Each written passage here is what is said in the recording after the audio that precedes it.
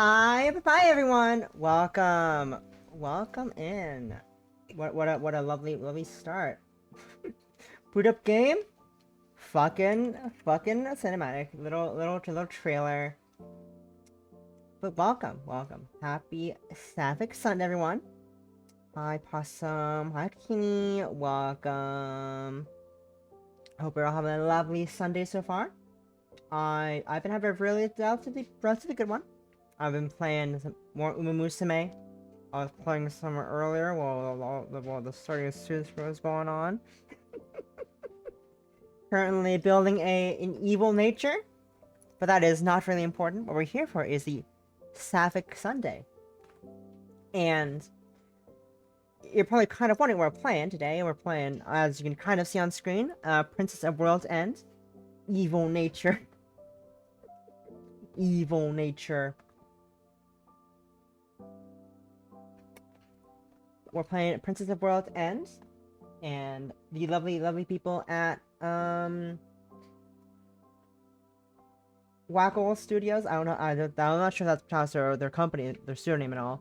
Wacol Studios reached out to me a couple weeks ago and said, "Hi, we saw you like sci-fi visual novels. We saw you play a dark fantasy visual novel the other day, and if that thought, would you like to check out our game? Check out our game."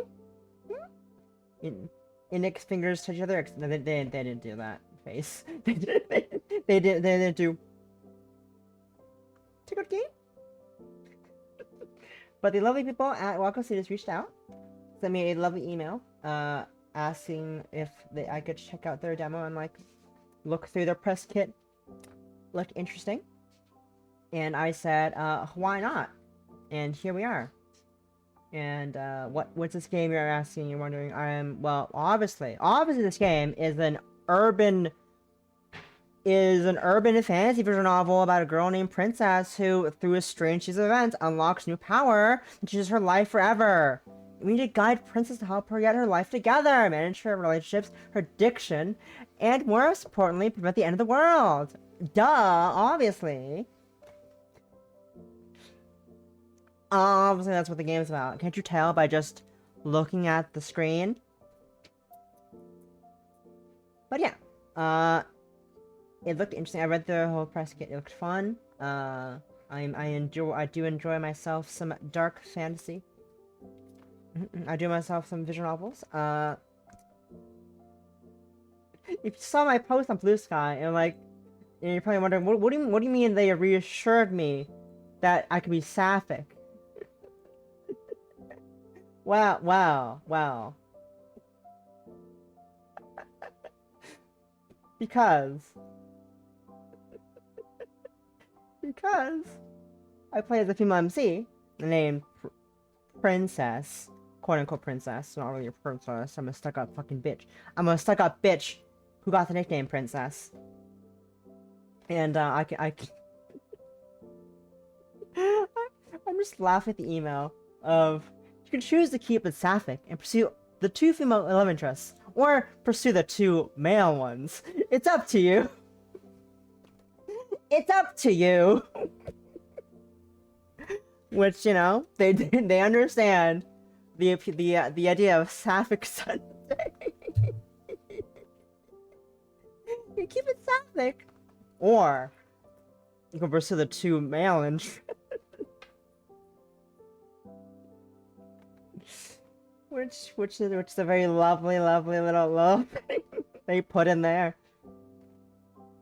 Alright, I plays Princess, who is a high-maintenance 21-year-old girl who earns a nickname through her bratty behavior, which is, you know, fun. We do love that. And the love interest in question, you kind of saw them in the opening little scene, is Cassandra, who is a bright and cheerful at heart, but can also be prone to dozing off mood. Began working at a coffee shop while going to university and living with her parents. However, she dropped out of college. So her temporary dropped out of college, so that her temporary barista gig became There's typos in this fucking... It's our temporary barista job. Became our full-time job. We have to get money, move out from parents' house. It's bad. It's a bad thing. Pushing booze and pills. There's drugs. There's drug in this game. Oh dear, there's drug in game. Another female love interest is apparently Jane.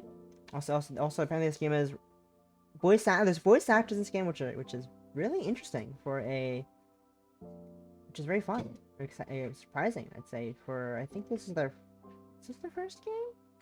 No, they made other games before, but it's surprising for a game. It's just I don't know about voice acting. What a time! They have two other games. I have never seen them before.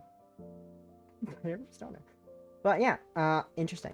I'm excited to try the demo. It is allegedly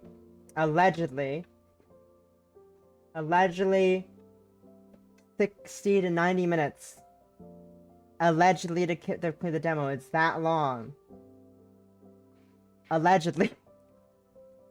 I say that because I take fucking ages to do anything. But yeah, I was intrigued by the trailer, intrigued by the characters and the story. So we're here to try it out. And yeah, I think I'm gonna do downloading for now. And if you should wish this game on Steam, link is pinned in the message above. Check it out. I don't know anything about the game besides watching the trailer, which you kind of saw as well. You saw the trailer, which was played at the very start of the stream after I moved from the center screen. And also, I read about the description I read to you and a few other things, but not too much is known to me about the game. I barely read the character cards. And yeah. Anyways, let's start the demo. Let's start the demo. Also, this game's written Red Pie. We have Red Pie. This is for software. Wow. Anyways, sound is good. It sounds like it's fine. Voice volume's good. I think we should be good for now. Espanol. And let's just start the game and see what is up. I have no idea what I'm gonna experience at all besides the little short description that was given to us for the game. So let's start it up. And if we finish early, I have plans for more time to fill in the time. If we finish early, we'll see. We'll wait and see. Also, custom cursor for the game. Chapter 1. The Awakening. Women.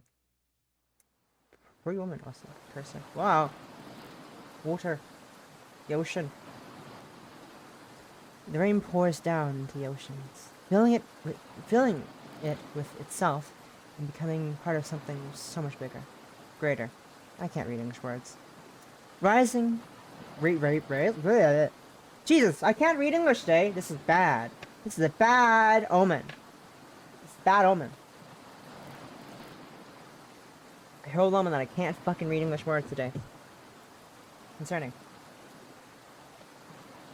Raising it to greater heights. It offers a salty taste to the gods in the night sky.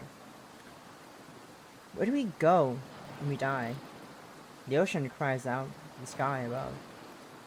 Only time will tell. The sky responds, looking down upon its tiny child throwing a temper tantrum. This is an ordinary day in the Atlantic.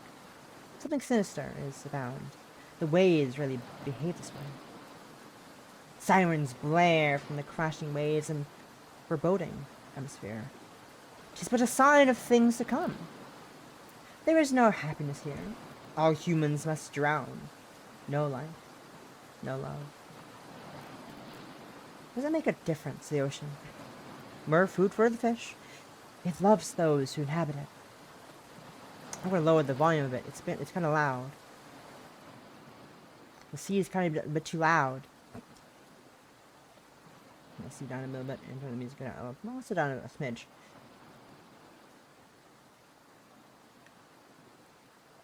Not appreciating foreign invaders, but remains steadfast and pushing those without the ability to reside away.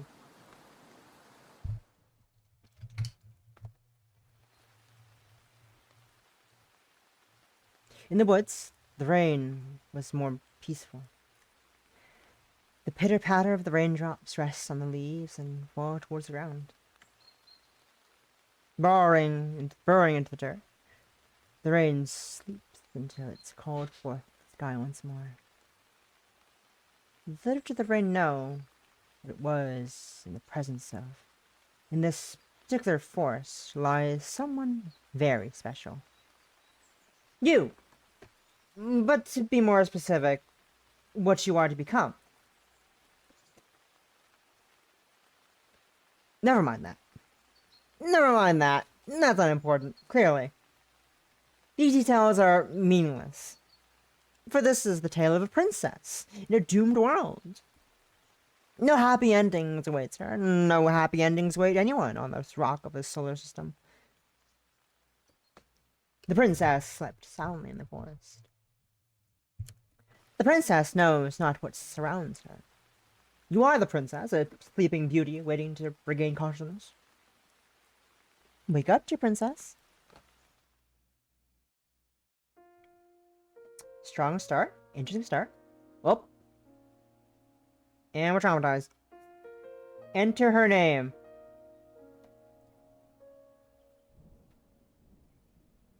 No. Let's go with Suzume. Classic. As you attempt to move, you find that you cannot do so. Numbness has taken over. Your body feels as if it is a statue. The only feeling comes from the tips of your fingers. Name is a good name. Everything lacks such a feeling. You begin to panic. The feeling returns so cold, so wet. Poke, poke, poke, poke, poke. Where am I? How did I even get into a situation like this?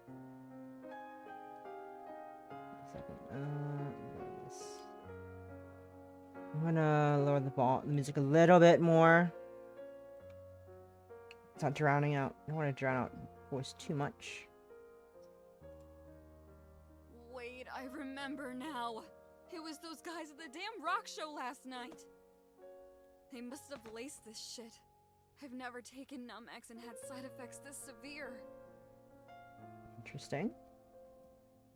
Or increase the volume a little bit for you guys for the game. Excuse me.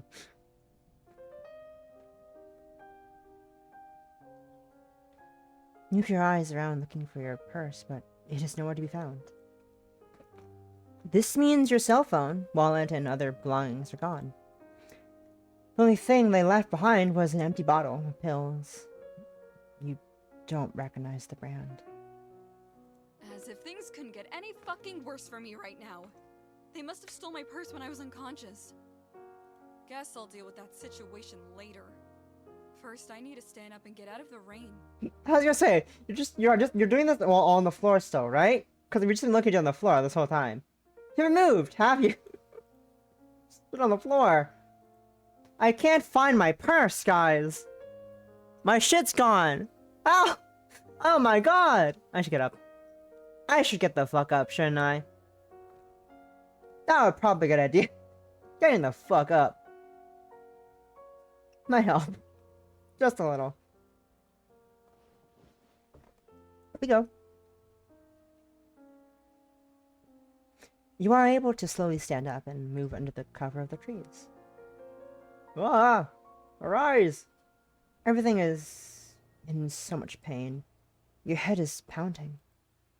It feels like it's about to explode. Get moving and find your way home. Take cover and wait for the rain to end. We should probably get home. I don't care if it's raining. Let's get the fuck out of here. You said you do your best to get home as soon as possible to avoid any further harm. Still, sitting in the cold rain could put your life in danger. Oh! Oh, I got mad at my stats. Okay, okay. Okay, I think they told me about that in the email. I think they told me about this email, maybe. Maybe not. I remember seeing something about me stats. Maybe it's in the press kit. I think I remember reading something vaguely about that. Might be wrong. There's story. I don't know.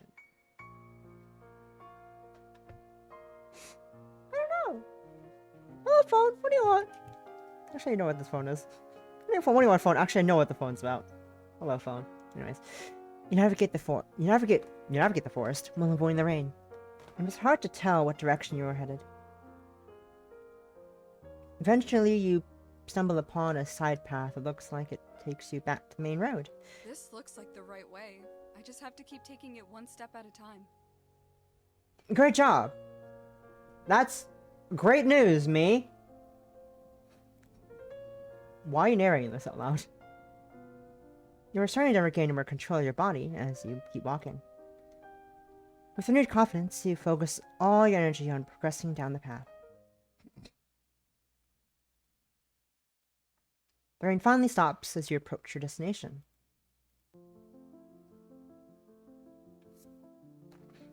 After walking for a couple of hours, you begin to see the outskirts of a town in the distance. It is very relieving to finally see civilization again. Only a little further until I can make it home. I can do this. I sure can! Unless you give yourself some motivation to continue along. However, the truth is, you're at your limit. In the back of your mind, you know that you still have a long way to go before you get your final destination. Get to your final destination. I can read English words.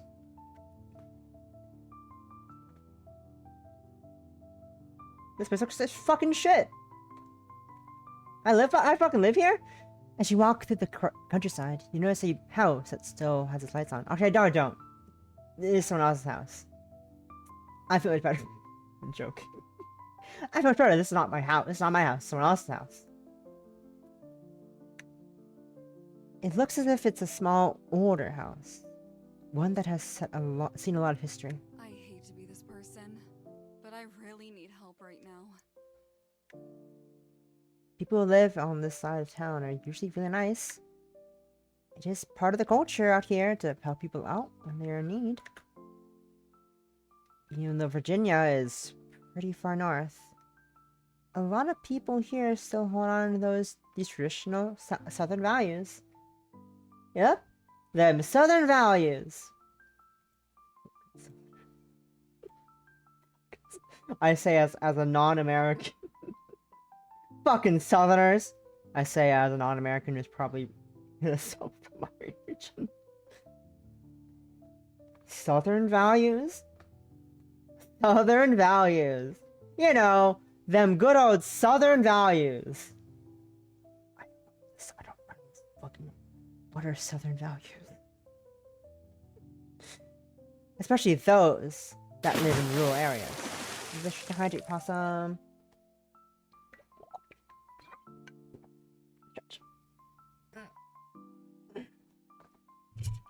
Good old Southern values. Might as well knock and see if they're willing to help me out. I agree. You know, you never know. Southern values say, I gotta take care of ya. I see. Good to know. Good to know. A little time passes, then you hear a resident begin to move. Someone approaches the door from the inside. Sorry to bother you so late. I was walking back to the city and got caught up in the rain. To the city? Well, that's a long walk late at night. Ah. That lady sure is Southern. That lady sure is Southern. I can hear it in the accent. You're welcome to take a rest inside my house. I will try and help you out the best I can. Them good old Southern values. There they are. Hello, lady. Moon's house looks just as well lived as the exterior. Everything seems like it is well loved and well used. She looks you up and down with a concerned look on her face. My good goodness, what is a pretty thing like you doing walking in the rain on a Sunday night? Sunday? Hey, yo, it's Sunday? Sunday, Paw. Hell yeah, it's Sunday. It knows it's Sunday. The game knows. The game knows. It's aware. It's not good. It's a long story I would rather not talk about right now if I'm being honest. Sorry, I didn't mean to be pushy. I was just curious is all. My name is Samantha. I will go get you some towels and blankets. Is your full name the right one with a form of the head, Grand House, latest master offering his rooms, 14 pound pending? If you need anything else, please let me know. Thank you very much.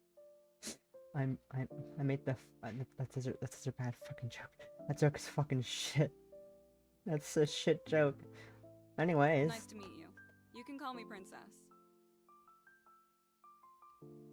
Let's just say it's a nickname that was earned, not given.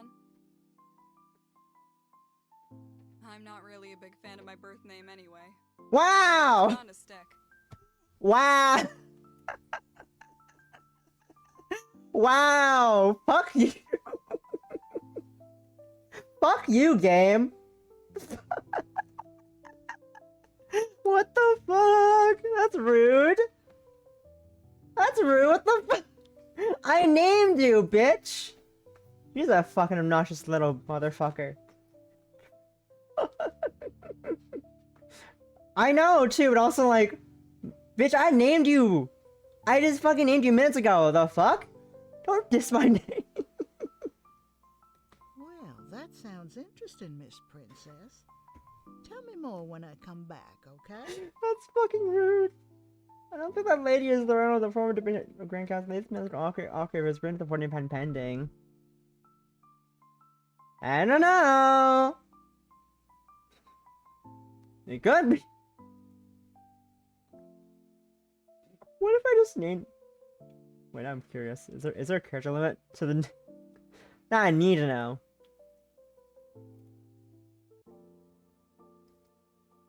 This is important information. This is important.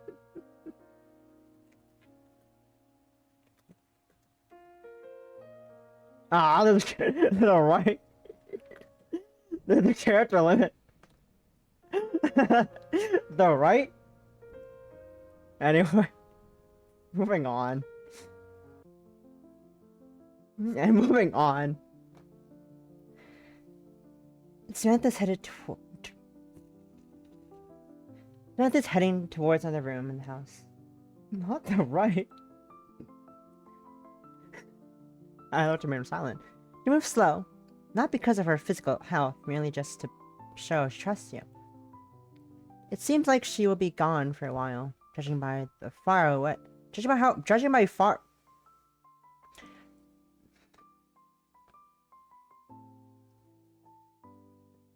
It seems like she'll be gone for a while.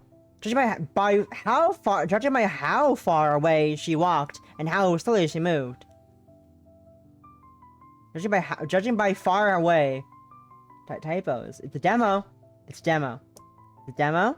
It's a demo. It's typo. It's typo. It's demo. Insert typos here. Anyway. Moving on. English aside. Moving on. It's not like the team is based... It's not like the studio is based in Phoenix, United States of America. No, that makes no sense. That'd be crazy. Anyway. Anyways! Fucking docs.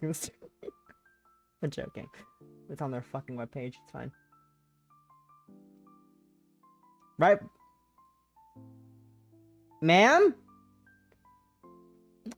Ma'am? We're not doing that.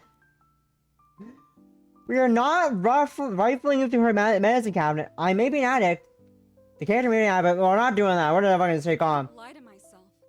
I'm fiending, but I also have to control it. I ain't fucking. Your addiction, it rips in you with. Your addiction rips into you for neglecting it. You do not give in this time. But this one battle is a long war. Eventually, you will be outnumbered. outnumbered, only through incredible odds and dedication could they be overcome.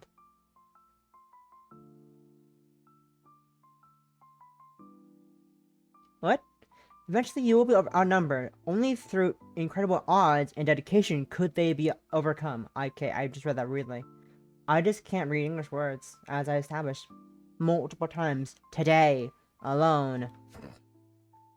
Unrealistic goals lead to unrealistic outcomes. You must fight through the unrealism. Don't worry, guys. Don't worry.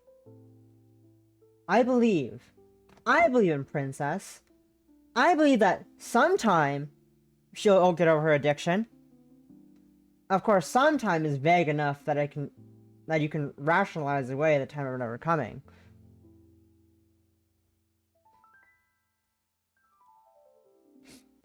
But don't forget, guys, the worst part of life is accepting that things are sometimes unfair. That's not something. That's not something. Sometimes. Not sure what that. There's more of that sentence, but that's where I cut it off apparently. Anyways. Ah, Samantha hands you some towels and a blanket. This will help with the cold, but another problem still persists. You wouldn't happen to have any painkillers, would you? I'm sorry, honey. I stopped using that stuff a long time ago. They could probably do with mixing a bit better, question mark? I know it's supposed to be soft-spoken, but also it's a bit quiet for Samantha compared to Princess and her aggressive tone and not liking my name. There's something I have that will help you out much more than a pill. Alcohol?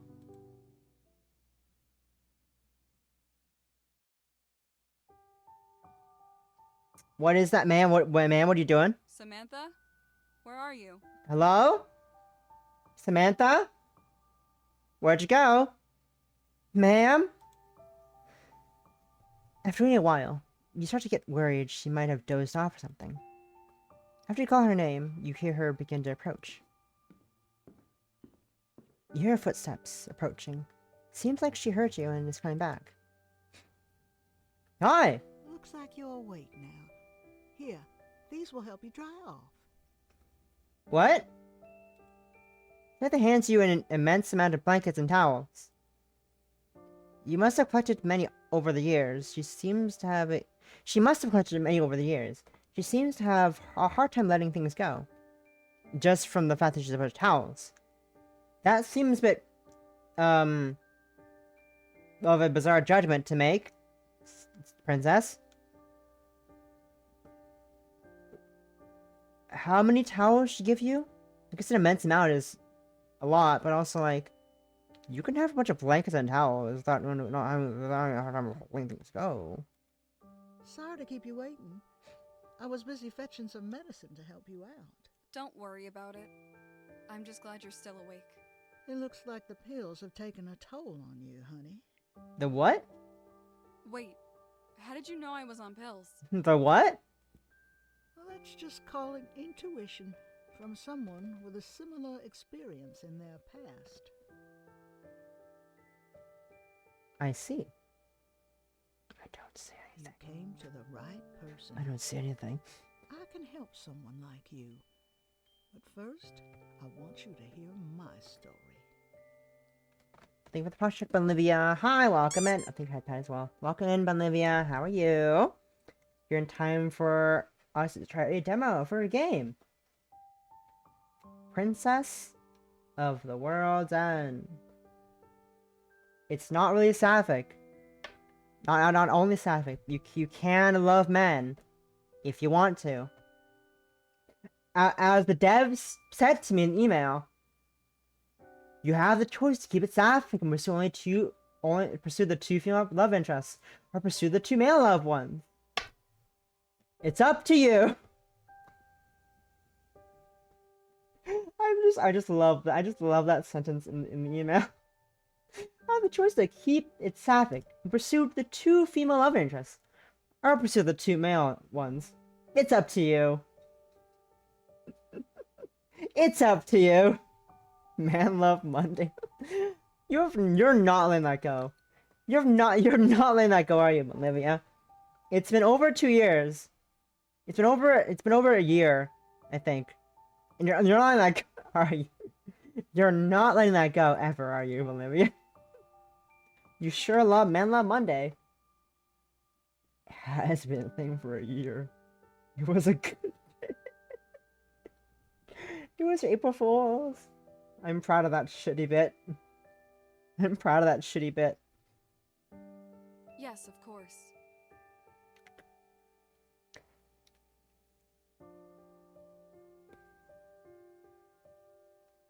Samantha begins the story, talking about her upbringing. She was born and raised in South Carolina. I can read. She was born and raised in South Carolina, in a small beach town. Things were simple, and she was happy. After graduating high school, she married her high school sweetheart. Life was going smoothly, so far, and nothing could get in her way. Things were not always simple, though. Complications began to arise. Around 10 years ago, Samantha's husband was injured under his job working construction. He was sent to a pain clinic, and they prescribed him medicine for it. Little did he know the immense consequences this little prescription would have. His tolerance grew higher and higher, and so the quantity of his prescription. Did you bury him in fucking rock? 5 years after his first pill, Samantha's husband would overdose and die. Fucking burying in goddamn rock. Samantha had picked up on the habit as well.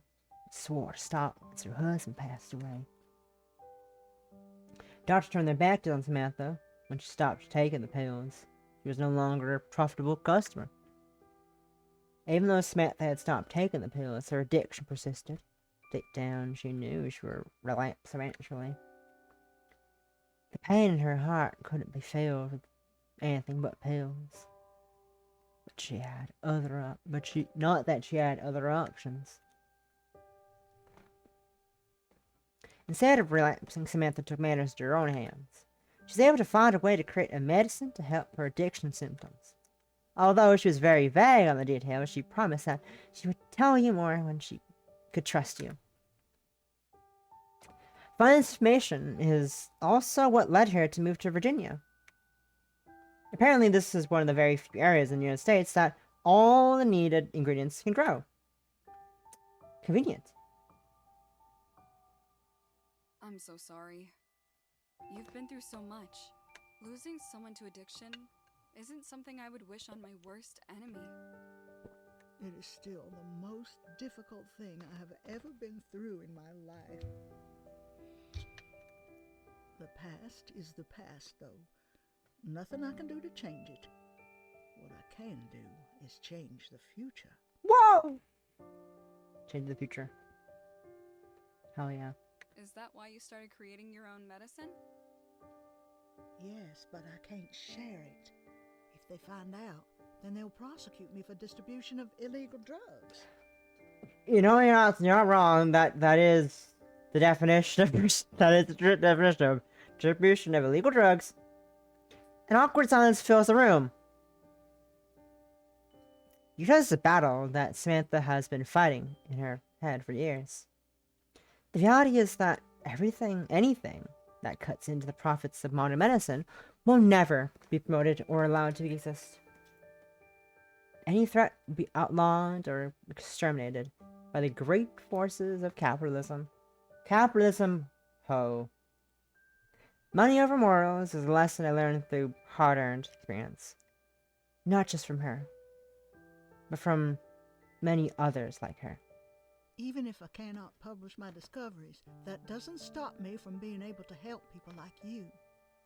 I want you to have a sip of this, as long as you promise to keep this a secret between us. This sounds fucking sketchy. Don't murder me in my sleep, Samantha. Ah! Samantha walks over and picks up a strange-looking green liquid in a small bottle that she had set down on a nearby table. As she presents it to you, it gives off an incredible aura. You can tell that it took a lot of effort to create. Sure thing. I trust you, Samantha. I won't tell a soul. I trust you when I've known for about an hour. I trust you. I know half your life story, and I trust you. Your life story of 10 years ago. Thanks, lady. Glug, glug, glug. You had to drink some of the medicine. It tastes very strongly of earth. You can feel the many different herbal ingredients smoothly flow down your throat. Hey, yo. Your body relaxes like it never has before. You get to feel as if you're being pulled into a dream. A dream which becomes more and more vivid with each passing moment. Ah! I'm falling. Careful, your skirt. Careful, Princess, your skirt. Your skirt. Oh! I'm tripping balls. Y'all, Y'all, I think I'm tripping balls. I think I'm tripping balls, possum. I think I'm tripping balls. This ain't good. Where the fuck am I? Where the fuck are we? We're tripping balls, motherfucker. You open your eyes and you're suddenly blinded with an incredible powerful light. It seems you're in a cave of some sort, but with crystal illuminating it. Seeing out of the exit hole is impossible. Hey yo. But you can hear the rain coming down outside. Where am I? What is this place? Exit hole, ayo. Shutter? The shutter transition. As you turn around, you see the body of water is even a lot greater behind you. Don't bog me, that didn't play, but why don't bog me? Why did that play? It's connected to Twitch. Has bonk worked? Has bonk been working? Question mark. Hey, that worked a minute ago.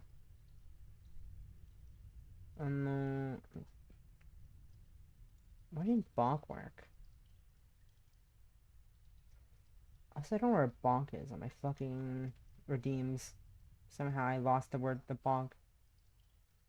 I just fucking hammer emote on it. Of course, dumb. Where is it? I'm blind though. I'm fucking blind. Oh my god. Oh, that's a wrong. Oh, I never updated the bonk emote, did I? The bonk redeem. The emote on it, did I? Huh. That's why I couldn't find it. Okay. I'm dumb. There we go. Okay, it does work. I just didn't see it. I thought it just reconnected itself. Anyways. Ow. The place gives off an mysterious aura. It's hard to describe exactly. It feels almost as if you are being watched by a higher being of some sort. Ah, shutters. It's really hard to tell if this is just a crazy dream or if this is really happening.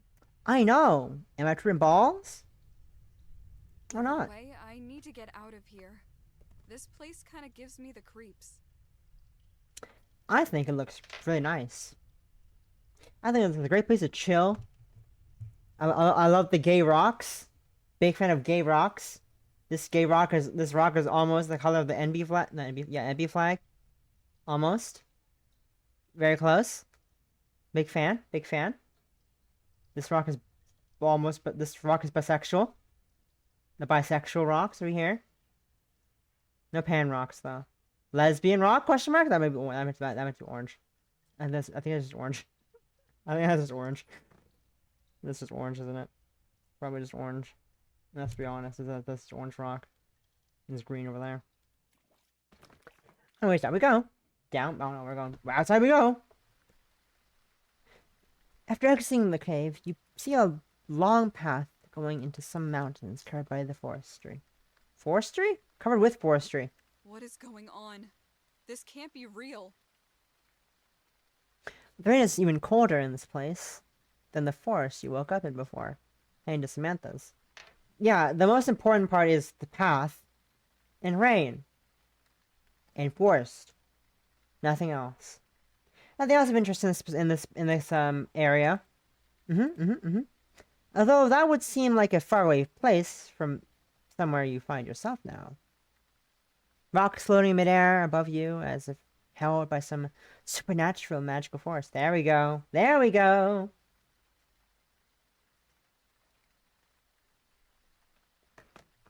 With no other options, you follow the path into the mountains. Rain is back. You go to the dark forest and attempt to take cover under a tree to stay out of the rain. The thought of being stuck here forever begins to cross your mind. Normally, you could find shelter somewhere in a rainstorm like this, but not now. This place you've woken up in is so far from your reality. You don't know what to do. All of a sudden, you freeze in a position without even thinking. Something is surely watching you now. You can feel it. You attempt to silence your panicked breathing and calm down. Whatever is close by should leave you alone if you don't alert it. Not alert. Hi. Or not. Run away. Whee! You quickly run away and try to lose the creature. However, it is somehow able to trace your scent even in the rain. No matter where you go, it catches up. It seems like there is nowhere left to run. Hi! Shudders in. Put some pants on, motherfucker. The creature finally catches sight of you and does not hesitate for a moment. It immediately changes direction and begins to pick up speed. The kill is within sight. No need to hold back now. Huh? I died. I see. Cool. I can't lie to. I fucking perished. Y'all, I fucking died. Let's fight this man, then. The vein in your head begins to rush as blood starts flowing rapidly into your eyeballs. What is happening? Every hair of your body stands up as it feels like your skin begins to peel off. You feel heat radiating from your skin's surface, like a star being born in the night sky. Nothing is the same anymore. This is only the start. I am purple now. What? Time freezes. The body begins to float in the air. Pain, fear, anxiety, paranoia, these feelings are amplified. Amplified beyond the maximum of which you thought possible. However, as you realize this, your feelings are quickly replaced by something greater, something bigger than yourself. You are no longer trapped inside your head. You are being channeled throughout your entire body.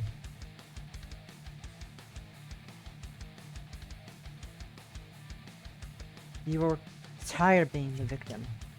Tired of not being in control. The feeling of despair begins to change to something else, something more useful. Anger, hatred, these feelings you have long suppressed begin to resurface. The power growing within you gives you the confidence to finally fight back. What the fuck is happening? I'm not afraid of anything anymore. What is happening? Also, girl, get a better shirt. That thing was hanging on for dear life. Please get a better shirt. Thank you. Well, what are you waiting for? Come at me already. Please get a better shirt. Thank you. Bye. Better shirt. Good idea. Better shirt, Pog.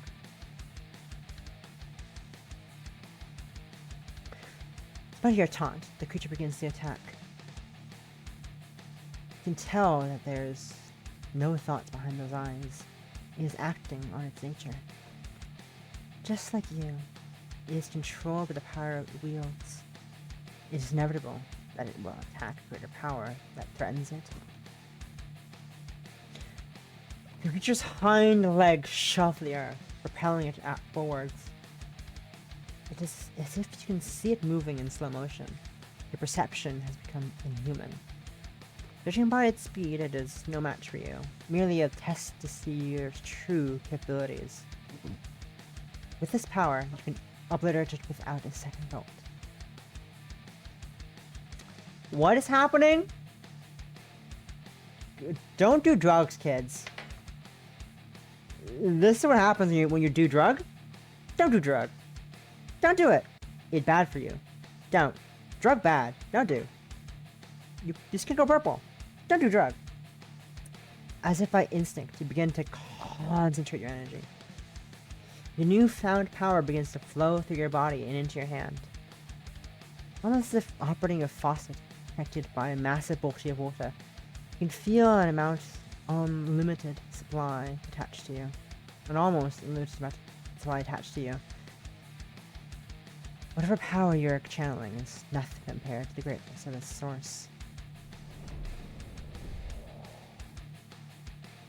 The creature approaches slowly, but surely, violently running at you before you can release the attack.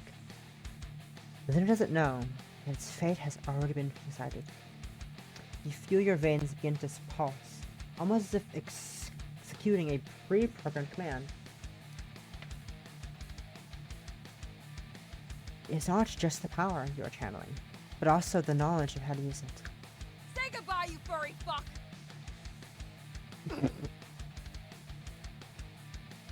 Great one-liner. Say goodbye, you furry fuck. A black bullet flies out from your hand and cuts through the air at the speed of light. It's got places to go. Gotta follow its rainbow. Even with your ability to see the events around you as if they were happening in slow motion, you can barely keep your eyes on the attack. It surges with power and seeks to destroy anything in its path.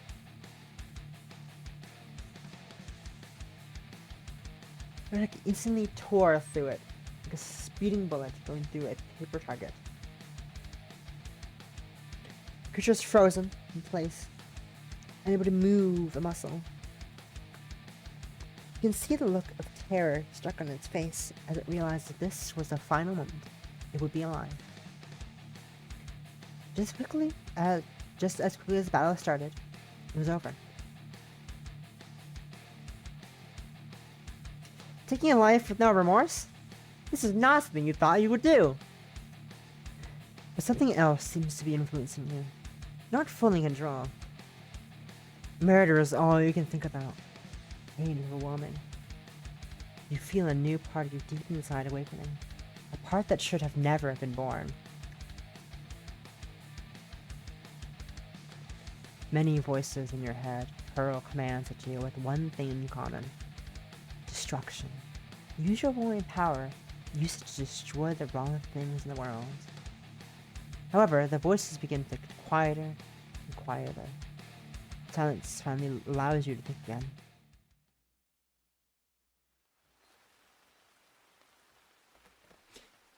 Just as quickly as the creature was killed, it vanishes from this world.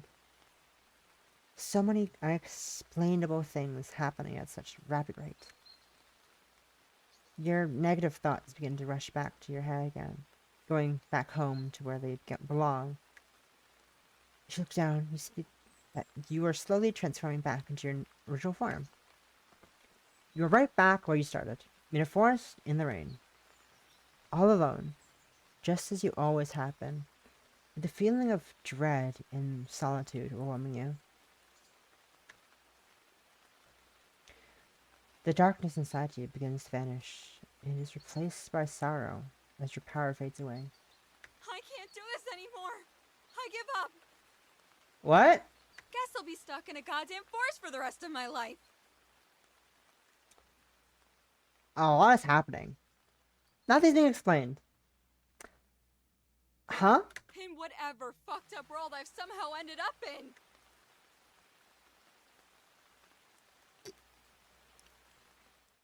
Currently, I'm numb! Suddenly, you feel a mysterious energy surround you. Everything begins to fade away once again. Huh? It seems your prayers have been answered. Although you have not returned to your home, but have been transported to an even more unexplainable place than you were before. You stand inside of a massive castle, judging from the silence that seems devoid of any people. However, everything is far too clean for it to be abandoned, so... Where's everybody? You are incredibly powerful, I must say. Hi! Hi! Hi! A girl walks in front of you, after silently watching you mentally struggle from behind. She seems like she's around your age, a little too familiar. You wouldn't be surprised to see someone like her at a rock show, but in a medieval castle? This just doesn't add up at all. Just curious. What type of magic was that? Magic? Is that what I was doing? You don't know about magic?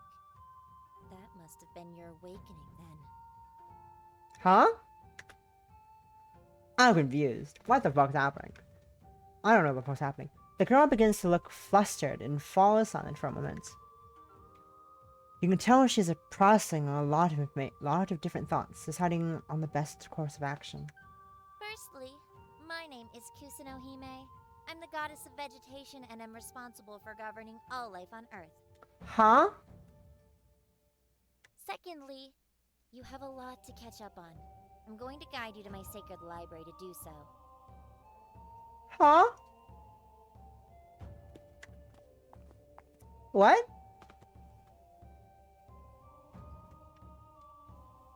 Kusanohime walks through the hallway behind you into a large corridor. She walks in a hurry, although you don't see any reason to be in one. You're just happy you're being attacked.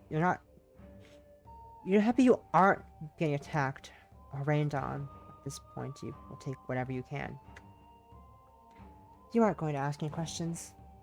I want to ask questions. What the fuck is happening? What is anything? Please, I have a question to ask. What the fuck is happening? Kusanohime. Kusanohime walks over to the desk on the right side of the room. She grabs a book from inside one of its drawers and then walks over to you.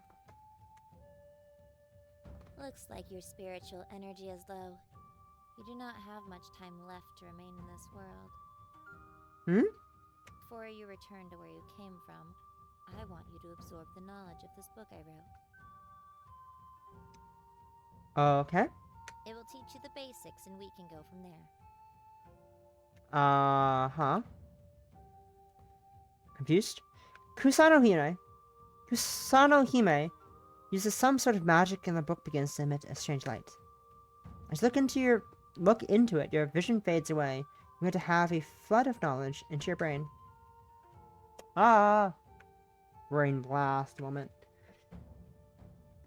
When a world is first created, it is placed with when a world is first created, so is a place called the Spirit Realm. Although it exists in a separate dimension, it is connected to the life on its original planet.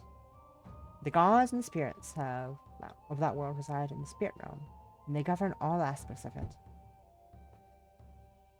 The Spirit Realm for Earth used to be vibrant and full of life. That was until the Void arrived.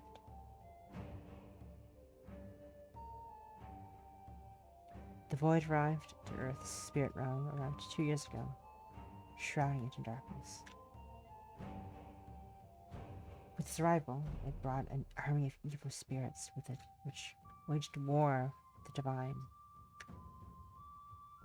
One by one, the gods of this world were captured and fed to the void, being farmed for their spiritual energy. The only god who survived was Kusanohime, who went into hiding and assumed the role of all of the gods in their absence. Huh? That sounds stressful. That sounds too much work and stressful. Why would you do that? That sounds like a bad idea. Please don't do that. Please delegate your work properly. It's a good idea. The void is an evil spirit has the power to travel to different spirit realms and consume the world's spiritual energy. Once it consumes enough energy in that planet's spirit realm, it then transports itself into the real world. This requires an incredible amount of energy, and takes many years to do so. But once it happens, all life is instantly consumed.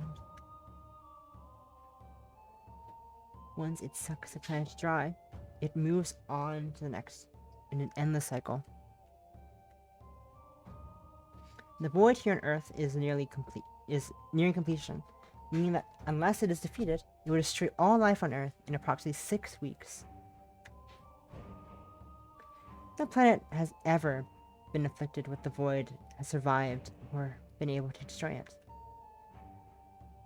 As you can see, things are not looking good at all.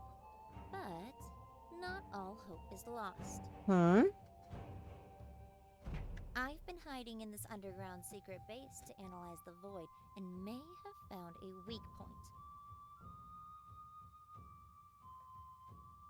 If I can train you to use your power to its fullest capabilities, then it should be possible to take it out. Huh? Why me? You seem like a pretty capable magic user yourself. The truth is, I can't use any combat magic. My specialty is in other areas. That sounds like a skill issue. I don't think it makes me any less of a magician. I'm not insecure about it at all. I'm pressing exit out. You're clearly very insecure about the situation at hand. Look at you. Exit out.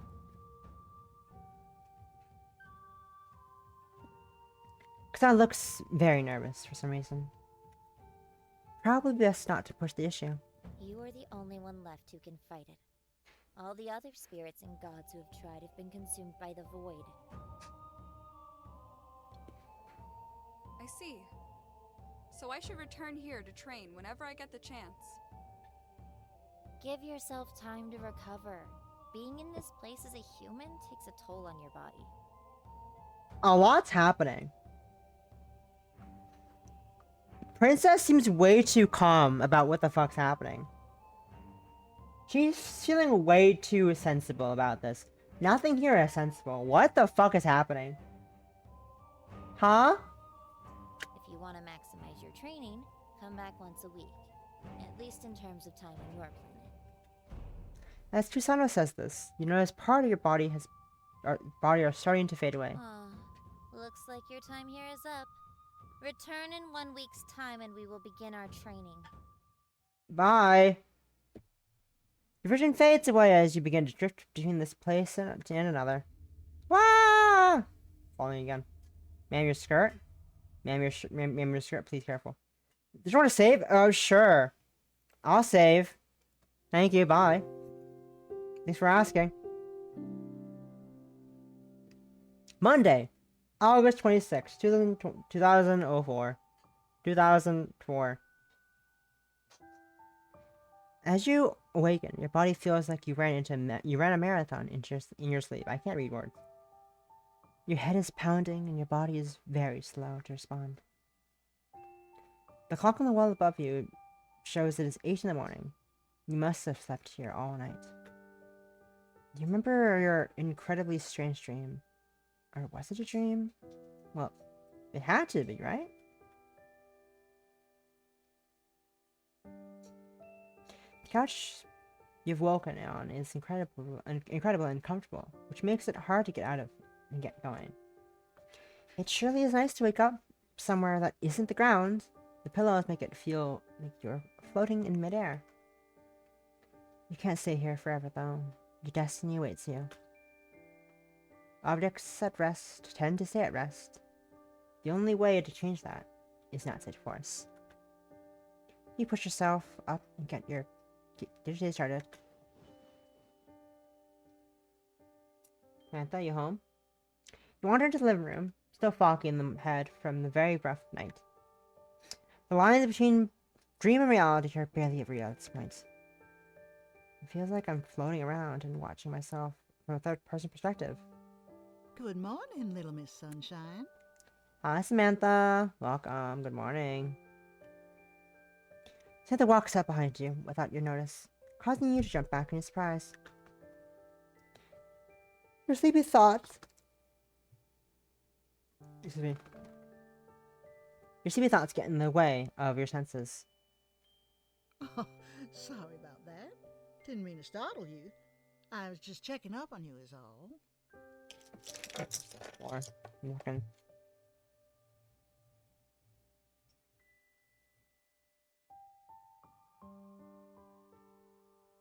What's happening here?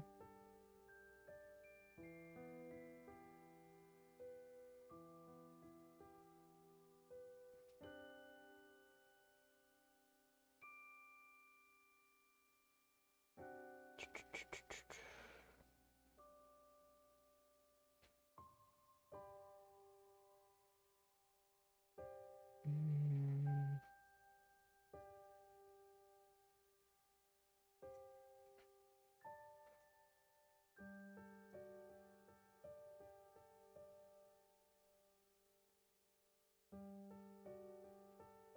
Okay, that's great. I don't really care about that. Sorry. Got ping or something. What is this?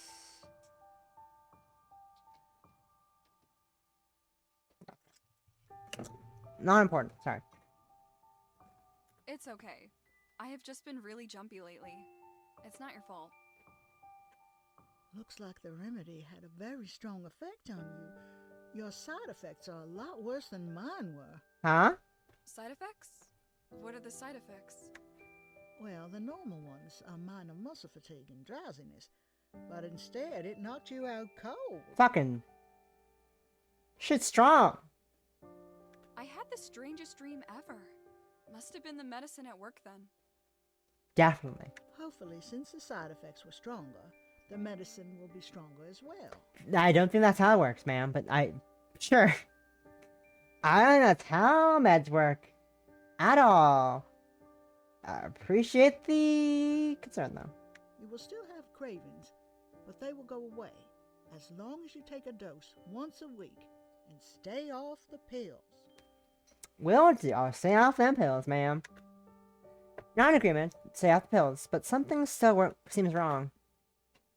It feels like you're forgetting something important. Oh shit! Today is my first day at work! I totally forgot! There we go. I gotta go. My shift starts in an hour, but if I run, I should be able to make it. Whee! No! Hurry up and get out of here then. Come back sometime next week for another dose.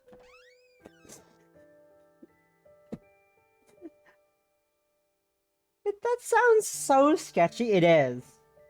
That sounds so bad, though. That sounds so bad. It's supposed to be helping me, allegedly. But, like, that sounds like it's worse. That sounds like it's getting off of one addiction onto a new addiction. Come back next week for another dose. Make sure to come back. Make sure I always get one dose every week. This does not sound good. Shit sounds sketchy. Give her a thumbs up, and then rush out the house. Samantha waves goodbye out of her front window. She remains very friendly towards you, even with your very odd behavior. It seems she really does understand the pain you are going through, at least to an extent. You make a mental note to come back to your house next week.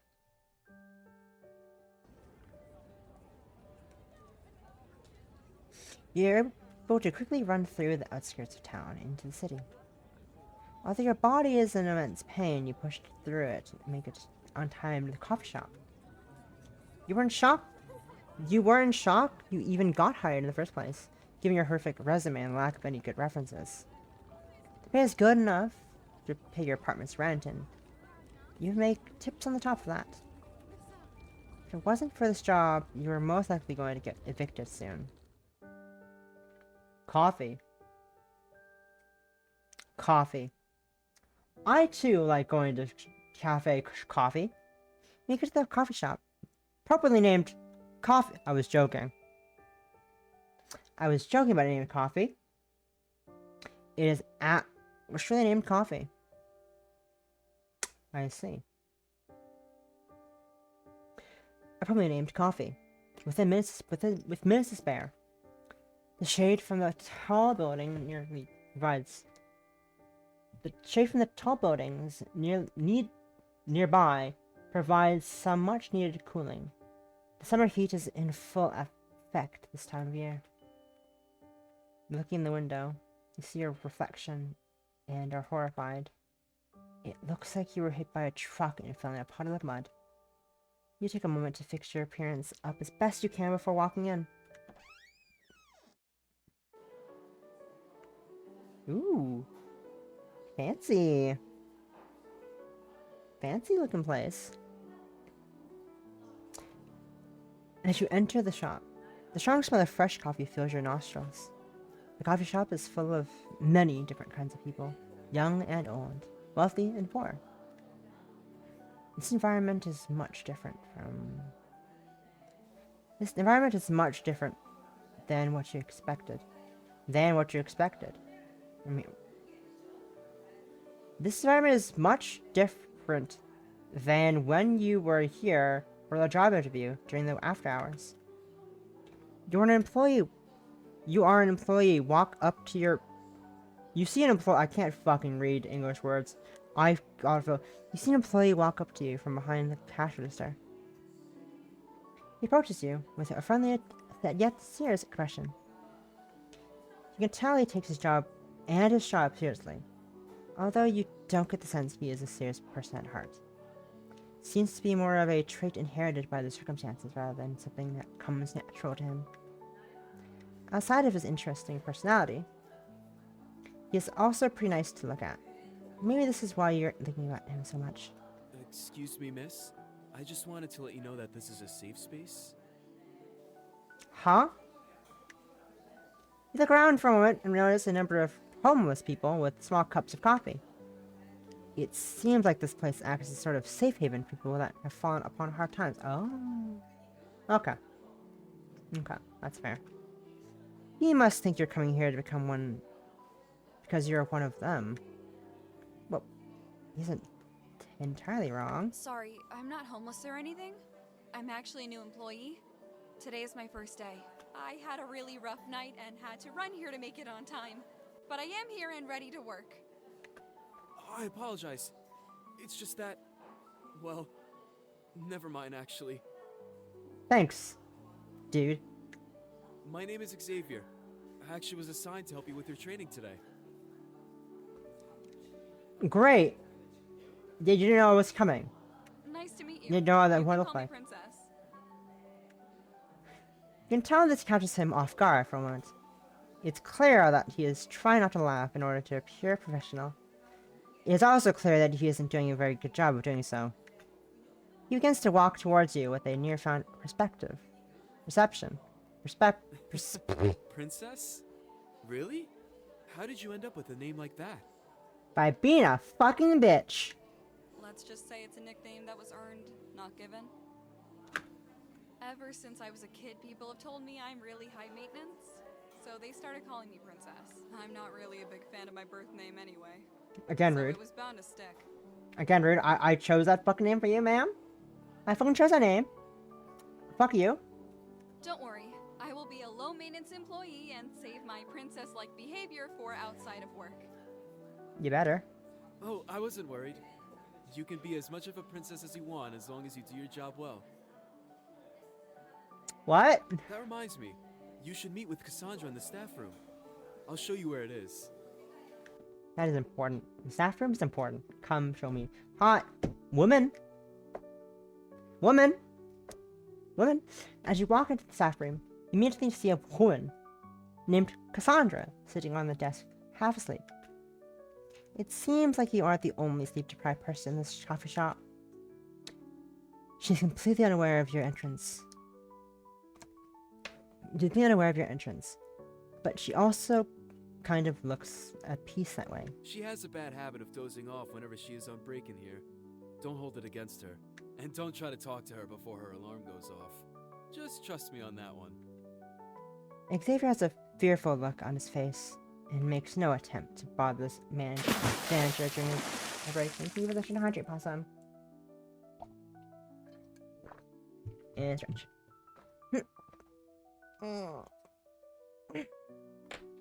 Good back crack. Alright. Seems like she probably has experience trying to get her to wake up forcibly in the past. Judging from how he is acting right now, it is safe to assume that it did not go well at all. Hi! Alrighty, time for me to get moving. That is quite the shift. The girl suddenly jolts awake after a few seconds of her alarm going off. Her energy is unmatched. No wonder she is the manager of this place. Conflicted, on one hand, it is rather irresponsible of her to set an alarm just off before dozing off. On the other, it seems unprofessional to sleep at work, especially as manager. Although her first impression wasn't the greatest, she is defying my preconceived notions of her. You're short. You must be the new employee. My name is Cassandra. Nice to meet you. You're short. I joke around saying that to people, that's rude. Cassandra jumps up out of her sleepiness and brightens up immediately, showing off her infectious smile. She has a certain aura of sophistication, of positivity. Like it seems to touch the hearts of those around her, including you. I keep quoting this line from fucking Fire Emblem. An aura of sophistication. Like, you could be anyone's mom. People like this usually annoy you, but since she is your boss, you choose to let slide and keep an open mind. At least for now. It also helps that she is undeniably beautiful. Yes, she told me people usually call her princess, which she prefers. Oh, that's so cute! Welcome to the coffee shop, princess. I'm the manager here, so I'll be showing you the ropes today. Xavier, could you back out and cover the front? I will take it from here. Bye! Girl time! Leader hurries back to the busy coffee shop after giving you and Cassandra a reassuring smile. As he leaves, Cassandra approaches you with a confident look on her face. Hi! We are a bit understaffed, and the shop is busy, so a lot of your training will be learning while doing. Is that okay? That works for me, I guess.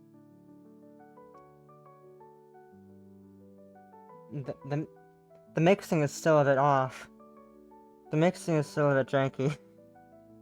Great! I'll teach you the basics of the cash register. That's where you'll start. What happened to that dude who interviewed me? I think his name was Doug or something like that? Fucking fired! Oh, him?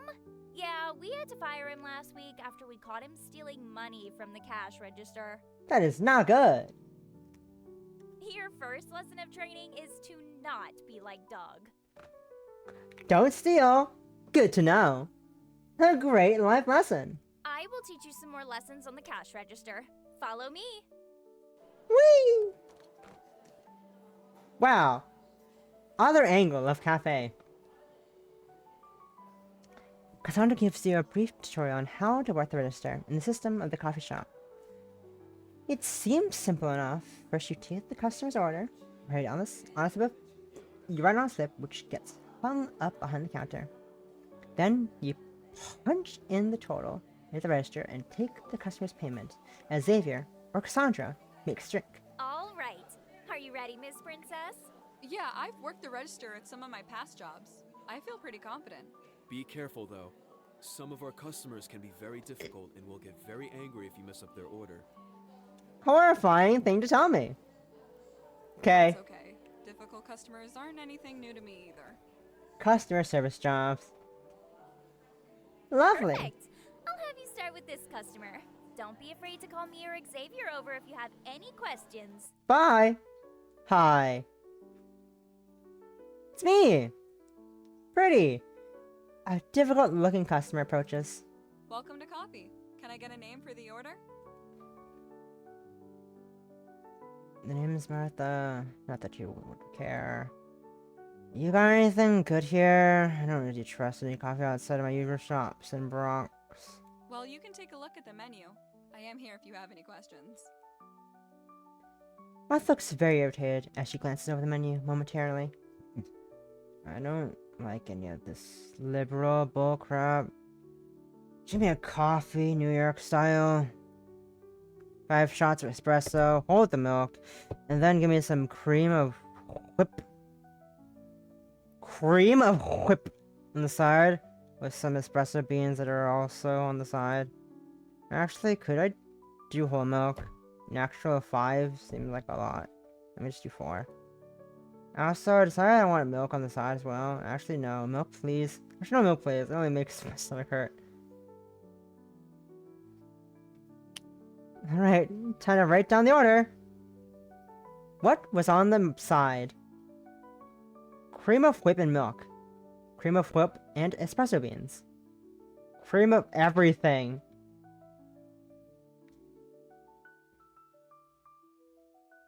Cream of whip and espresso bean. But also milk's on the side. These are not correct. Actually, no milk. No milk makes stomach bad. So cream milk and espresso bean. What kind of milk? No milk. How many shots of espresso? 4. All right. I will have that coffee ready for you shortly. Did you get it right? Let's find out. You can have the other customers in line as Xavier creates the complicated order for Martha.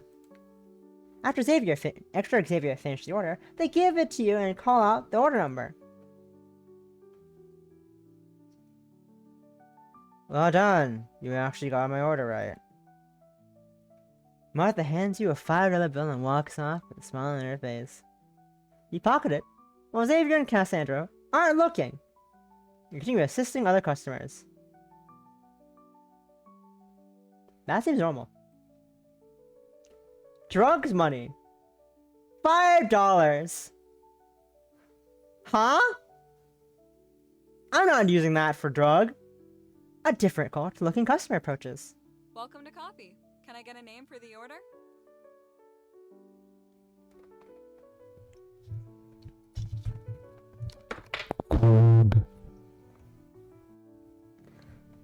I need something strong today. Just got done with a 17-hour unpaid shift with my blue-collar brothers in arms. Well, you can take a look at the menu. I am here if you have any questions. Greg begins to grip his belt and squint at the menu with a confused look on his face. What in the goddamn hell is an Americano? I swear this country is going to hell with all of this European bullshit. Let me just get a dark roast with some hazelnut creamer and 3 packs of sugar on the side. Dark roast, hazelnut, creamer, 3 packs of sugar. Actually, ordering creamer has nut in it sounds kind of gay. I'm just gonna half and half instead. Half and half. 3 sugar on the side still, I'm assuming. No, half and half is half and half. Okay, half and half. You know what, screw it. Ain't nothing wrong with being a little fruitcake as long as you order for Bush. Thank you, hazelnut. This time, there'll be an extra dark roast with it, and add another pack of sugar on the side. Hazelnut, extra dark, 4 sugar. Got it. Alright, time to write down the order. What kind of coffee creamer? Hazelnut. Extra dark. 4. Thank you for your business. I'll get to making that coffee right away. You get to help out other customers in line as Cassandra creates the complicated order for Greg. After Cassandra finishes the order, they give it to you and call out the order number. Oh, John, you actually got my order right. Greg hands you a $5 bill and walks off with a smile on his face. You pocket it while Xavier and Cassandra aren't looking, and continue assisting other customers. Drug money! $10! Yay! Wowee! $10! And guess what? A different looking customer approaches. Welcome to coffee. Can I get a name for the order? My name is Holly, and I'm in a big hurry to get on the meeting, so can we please make this quick? Terry texted me this coffee order and asked me to pick it up. Let me see what he said. Holly pulls out her cell phone from a holster on her belt and flips it open. Oh yes, it's early 2000s. I forgot. We got fucking phone holsters and bullshit and shittery. Fucking phone holsters, motherfucker. Yo, whoa, whoa. You're strapped with a phone. She has to push buttons extremely slowly until it finally reaches the screen she wants. And she opens her purse and begins rummaging around for her reading glasses. After a few minutes, Finally finds them and begins to read out the order.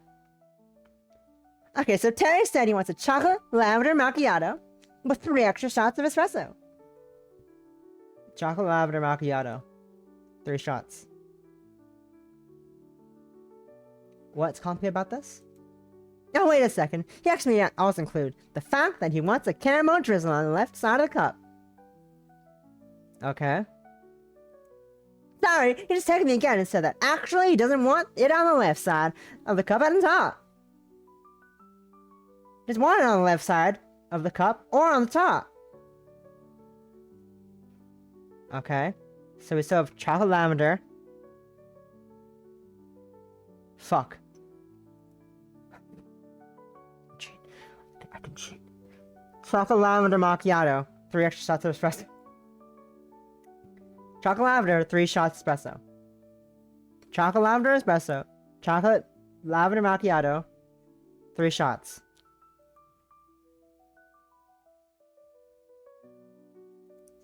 Chocolate lavender macchiato. 3 shots of espresso.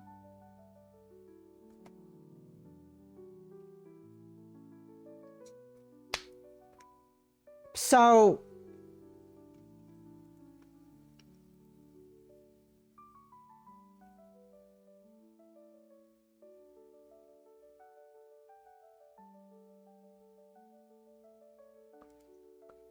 I'm gonna guess on the right and bottom.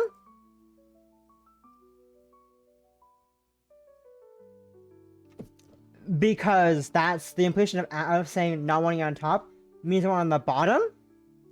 Like the bottom ass bitch they are.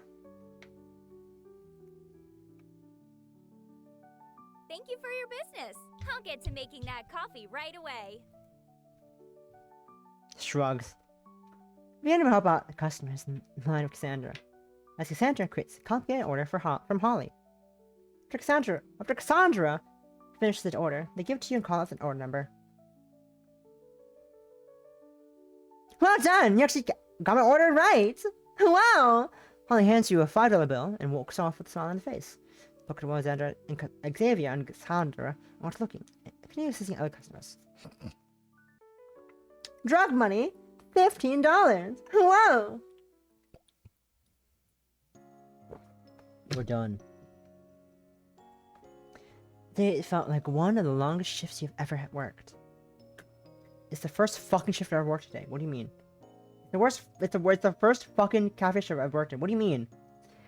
Customers kept coming at all hours of the day. Before you know it, the shop was closing for the day. After Cassandra and Xavier, I hope Alexandra with Xavier helped with closing duties as the evening sun beams through the windows. Eventually, they tell you to go home and congratulate you on an awesome first day.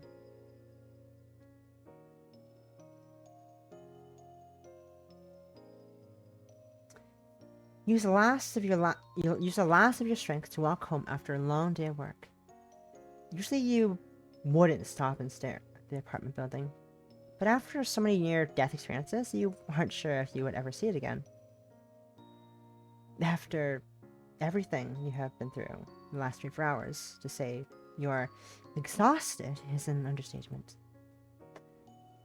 Nothing sounds better than being able to wash up and relax in the comfort of your own home. You walk inside and are greeted with the same boring, bare-bones interior decoration as always. Maybe you Maybe when you fix your financial situation, you can finally get around to decorating this place.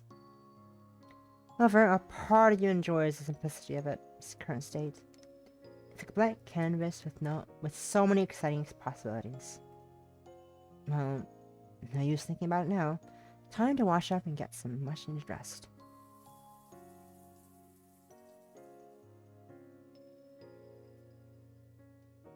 After showering and putting on your pajamas, the sun has set completely.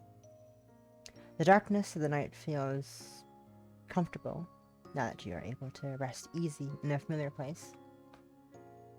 You climb into bed and get ready for another day of work tomorrow. Numbness down by 10% is unmanageable! Yay! Manageable numbness! Whoa! Wowee! Tuesday, August 27th.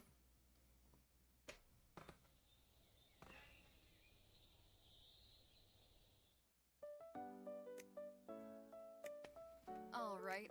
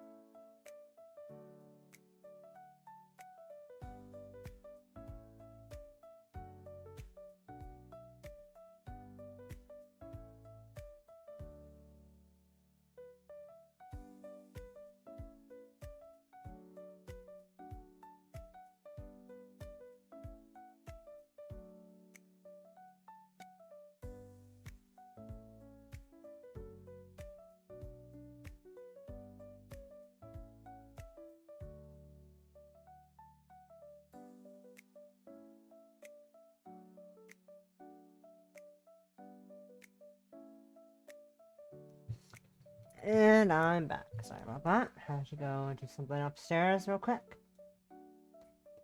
Call upstairs. Lovely time. Anyways, we're back though. Nothing important there. All right, I should get going. I need to head to work soon.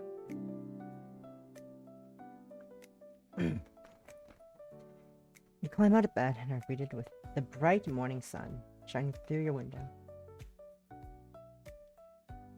The new day brings a new sense of renewed optimism about life.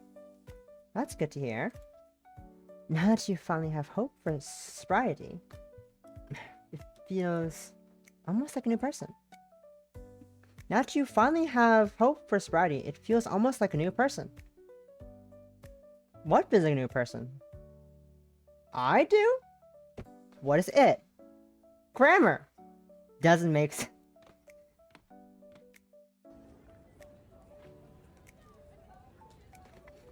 You head on over to coffee for another shift. The Gerson City downtown is busy. The Gerson? The Jerson. The Gerson? Jerson. The Jefferson. I can English. The Gerson City downtown is busy with adults heading to work and children heading to school. Everyone is headed somewhere where they don't really want to be, but that's just how life is. If let the negative thoughts get you down, you would just rot in bed all day every day. Sometimes it's worth it to push yourself out of your comfort zone. Coffee. You return to the place you only left a short while ago. Morning sun shines on the tinted windows and reflects the city. Who knows how many customers you'll have today, although it isn't too busy outside. As you walk inside, you see only 2 customers. Looks as if business is much slower than it was looks as if business is much slower than it was at this time yesterday. Look around and then you notice someone familiar. Hi, Xavier. Why am I surprised? Xavier's cleaning the sim tables in the corner of the shop, where nobody's sitting. You can tell he's been working hard because of how intense his focus on the task is. His dedication is admirable. It seems like he genuinely enjoys the task of cleaning. That says a lot about a person. They're dedicated, loyal, and trustworthy. At least in your opinion.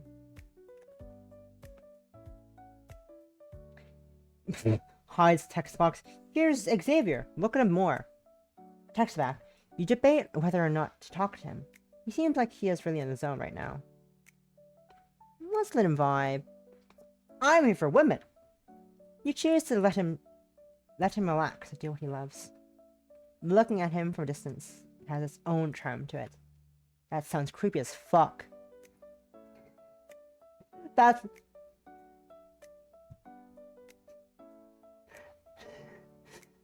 This is even creepier. Princess? Ma'am? Please. This is weird. You see his muscles bulge through his flannel as he forcibly cleans the countertops. A bit of sweat drops down his brow, but that doesn't seem to bother him. He's focused on the task at hand. Here's him again. Look at him some more. After staring at it a little bit, you decide to head to Cassandra. She will think you are late to work if you keep her waiting too long. As you approach the staff room entrance behind the bar, you spot Cassandra walking out of it. Just towards you, looking as friendly as always. Hey, Princess. You got here right on time. Hi! As you can see, we're a little slow today. Don't. Ma'am. Don't jinx it. Don't jinx it. Tuesdays and Thursdays are always like this. Okay, that's fine. But that makes it the perfect time to clean. That's fair, never mind. If it's normal, that's fine, okay. Still. I pulled up a list of tasks on the laptop in the staff room. Go pick one and get started on it. Thank you. A part of you naturally wants to talk back at people who give you orders, but you are afraid from doing so. Yeah, I wonder why you got the fucking nickname Princess. Ma'am, please. She's your boss. The fuck. For one, this job actually seems pretty chill. Nothing you have been asked to do seems unreasonable. Also, something about Cassandra makes you actually enjoy getting bossed around by her. Ayo? Ayo? Ayo? Princess. Hey, she's kinda get into that, apparently. The more you know. We're learning things about Princess today. She's a bod. Princess is a brat. She's a bratty bottom, guys. We're learning things. Some explicit scenes turn a powerful position over you. Run through your brain, but ignore those thoughts before you get too worked up. Not just me. Not just me. The game thinks so too. I'm not alone in thinking this. Fucking hilarious. Cleaning tasks. Deep clean the dishes. Wipe down the windows. P.S. I didn't read the rest of that.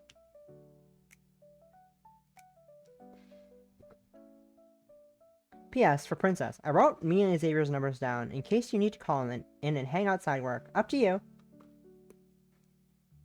Looks you have the choice of either cleaning dishes or wiping down the windows.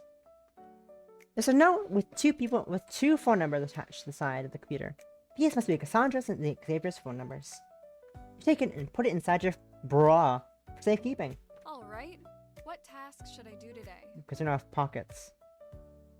A shame. Let's save our game. And I'm gonna go deep clean the dishes.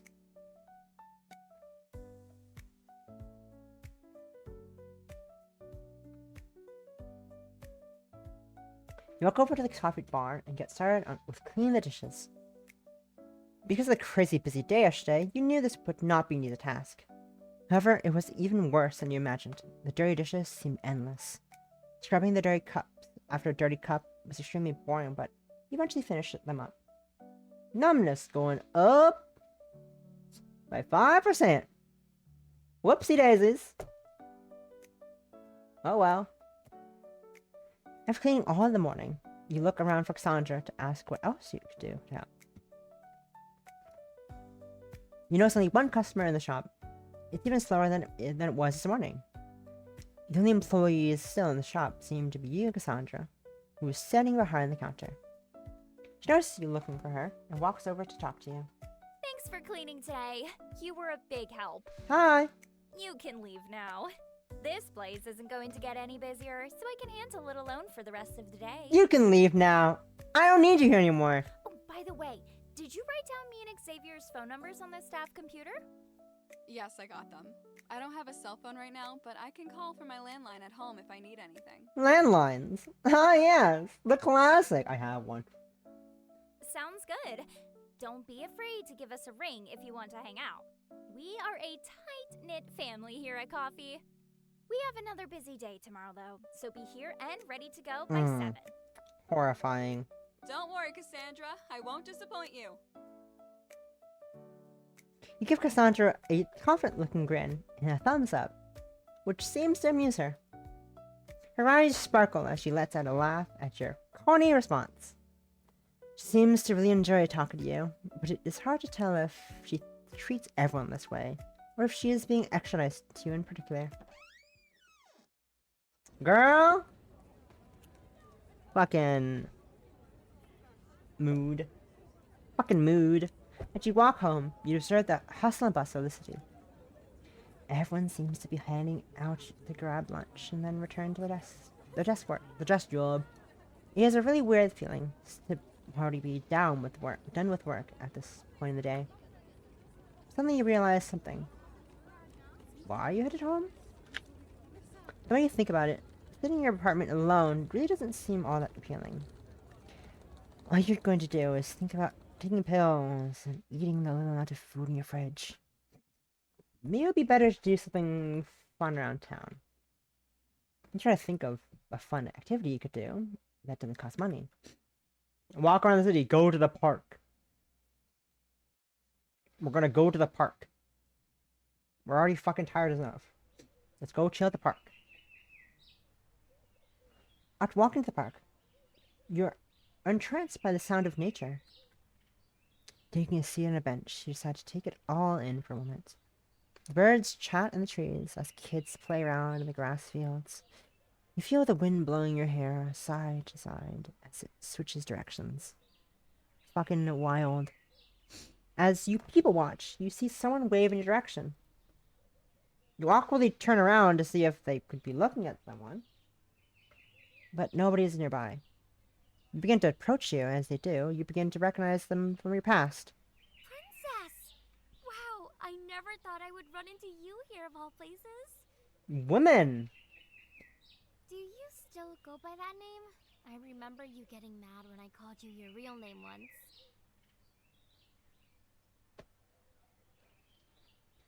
Still can't believe Princess fucking dissed the name I gave her, which was my own name. I can't believe Princess fucking hates my name. Insane. Yeah, I still prefer not to be called that. Princess is just fine. I'm sorry to ask this, but what was your name again? Oh, that's no problem. It's Jane. I wouldn't have expected you to remember that. We hardly knew each other back then. Her name begins to uncover some forgotten memories stored in the back of your head. Don't you remember your head? You remember... You remember her from your high school. She was a grade above you, and was in the marching band in a science club.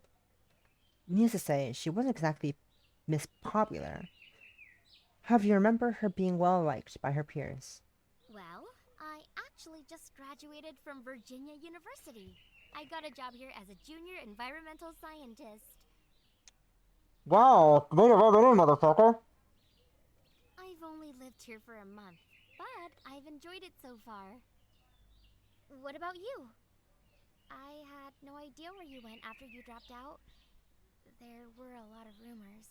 Yeah, I figured. Well, here I am. I wouldn't say I'm thriving by any means, but I'm surviving. Mood. Well, Good I mood. can't I imagine agree. how hard it must have been to live on your own at only 16. You are very brave. Even though you only spoke a couple of times before this, Jane seems to genuinely care about your well-being. This is hard for you to process. It is crazy to think about how different your lives have turned out. She could have easily just written you off. Perhaps you didn't know who you are. But she went out of her way to speak with you. The other shocking thing is the way her appearance has changed. She's always cute, however, you notice how two important things that have developed significantly the past 5 years.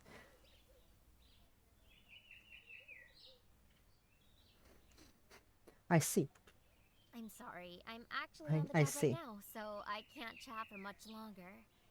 Could you write your number down for me? I'll try and call you so we can find a day to get properly reacquainted. Sure, I don't have a cell phone right now, but I can give you my landline. Jane pulls out a small journal and writes her number down. You notice how it is organized with tabs and color-coded. It suits her personality. Her handwriting is very elegant and legible. It looks more like the writing of an author rather than a scientist. Thanks, Princess. I hope we can hang out soon. Bye! You're cute. What? Life sure is strange sometimes. You sit and enjoy the park for a while longer until heading back to your apartment.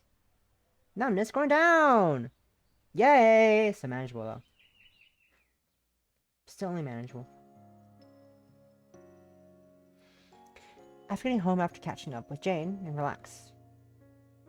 After getting home from catching up with Jane and relaxing for a while in your living room.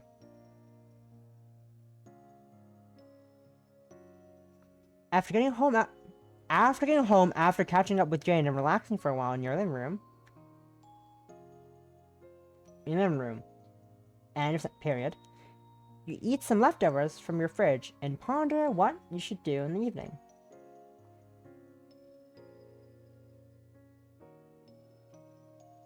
There's too many afters in that one sentence, back to back.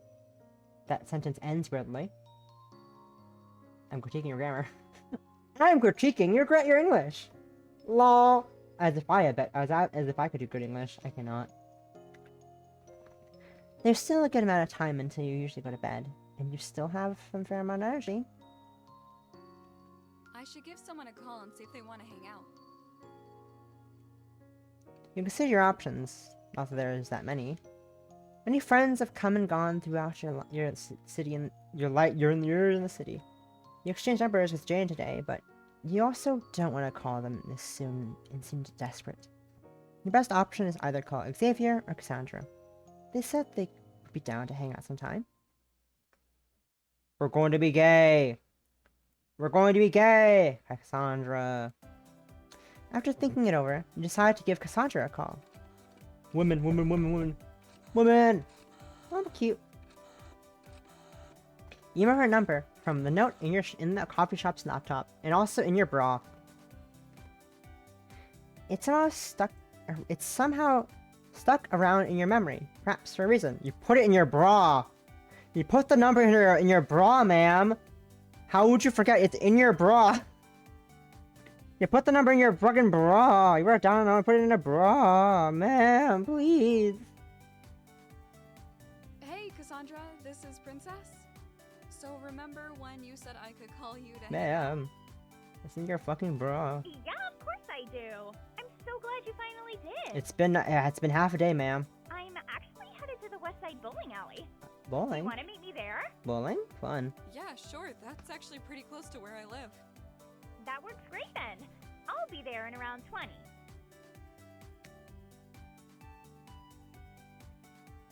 It's been a while since you've gone bowling, but you remember it being better than you expected. The bowling alley is only a 10-minute walk from here, so you have some time to relax. It would be better for her to get there first. You don't have enough money to pay for a whole lane yourself. I have $50 to my name. After relaxing for a bit and getting ready, you head out to the west side bowling alley. You walk through some side streets to take the shortest route to the bowling alley. It hurts your soul to see the nice neighborhoods with happy families living lives of luxury.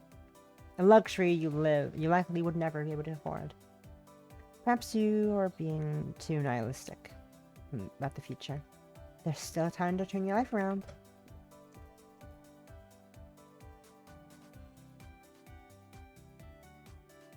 After a short walk, you arrive at the historic district. A lot of the nightlife activities that existed in Jefferson City happened here. Not that there were all that many.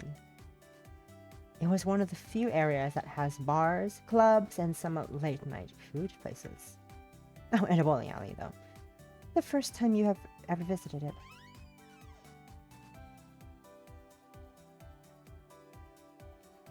After walking inside, you rent some shoes and then spot Samantha already at one of the lanes. It seemed like she is a little anxious just waiting around for someone all by herself. Understandable enough. There are some scary looking dudes around here. After you rent some shoes, she sees you and waves from the distance as you walk towards her. Hey, Princess! I'm so glad you could come. Are you ready to bowl? Yeah, of course. It's been a while since I've done this though, so don't judge me if I suck. I remember that we were like, I remember around when like, we should go bowling. Want to go bowling? Sure. Looks at it. I think we have the right shoes. This is a lot of money. Nah, let's not do that. Let's not do that. Let's go to the hotel and play pool. And then we didn't play pool at the hotel. We got dragged into helping bring things to a car, and then we hung out in a hotel room. We didn't play pool. We did things a lot better than pool. Board game. Board game. I could give you some pointers if you want. I really love Board bowling, game. and I've been doing it my whole life. We should get started. We only have this lane for an hour, and I want to try to get 2 games in. That's fair. Astro Bowl!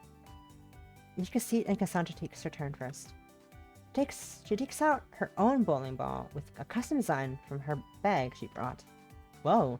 As she approaches the lane, she has a fiery look in her eyes. Her windup is massive, and she catapults herself towards the pins, throwing right before the lane. The line. The pins were absolutely obliterated as the word STRIKE appears on the TV screen with a goofy animation. You've never seen anyone throw a bowling ball with such force. She is truly a gifted bowler. All right, your turn, Princess. Okay, starting in. This better not be a minigame. You stand up and pick a random bowling ball from that fits your hand well enough. After getting into position, you try and think of what your strategy will be. Focus on accuracy.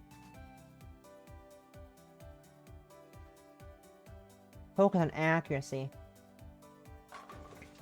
You know better than to try and match Santa's speed. So you focus on throwing the ball, throwing it straight, as opposed to throwing it gay. Surprisingly, you were able to knock over all the pins except for one. Oof. You focus hard on it and are able to knock it over on your second attempt. And the goofy animation pops up on TV. The word SPUR displayed. Not bad. Great job. Getting a spare on the first frame after not playing for a long time is really impressive. Not bad. Pretty good. Even though she had completely outclassed you, she was still very impressed by your skills. You don't get the sense that she is joking. It seems she genuinely is rooting for you. She could have easily scoffed off your inferior skills, but instead, she is super kind and encouraging. All right, guess it's my turn again. Wish me luck. Wishing you luck. Go get him, Tiger. There you go.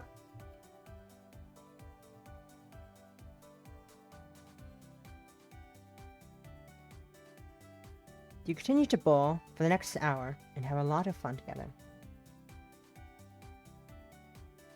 The whole bowling alley begins to watch as Cassandra bowls strike after strike. Everyone is left in awe. It put a lot of pressure on you, but you were still able to put up a respectable 140 points. Cassandra ends up scoring an astounding 235 points, almost twice what you got. Aw, man. Looks like we don't have time for another game. Ah, what a shame. That's fine, actually. To be honest, that was one of my best scores ever. I think we should celebrate instead. Yay! Congrats. I'm gonna go get some beers from the bar. Do you want some? I'll pay, of course. Beer. Sounds good. No, I have work tomorrow. No, I have work tomorrow. So do you. I have work tomorrow. So do I, dumbass. I'm your boss. Remember? I won't hear any more excuses. I'm getting you a drink, and you are going No, to I like work it. tomorrow. Damn, she's so assertive. Hey, yo. Before you can protest anymore, Cassandra gets up and heads towards the bar. Looks like you'll be drinking with her, whether you like it or not. Ah, this is cute. Cheers to another day being alive. That's cute. Look at them. Gay. You laugh at Cassandra's random one-liner, which shows you the state you're in. It's been a while since you've drank a lot, and this is your third beer in less than an hour. The bar decided to give Cassandra her first drink for free, and she decided that that was a sign to kick her celebration up a notch. Since it was a weekday, and hardly anyone was left in the bowling alley, this late at night, you kept sitting at your lane. I'm so glad you could come bowling with me, Princess. I haven't been in so long because I hate going alone. Fair. Back when I was in college, I had a group I used to go with. Big But move. once I dropped out, we all kind of went our separate ways.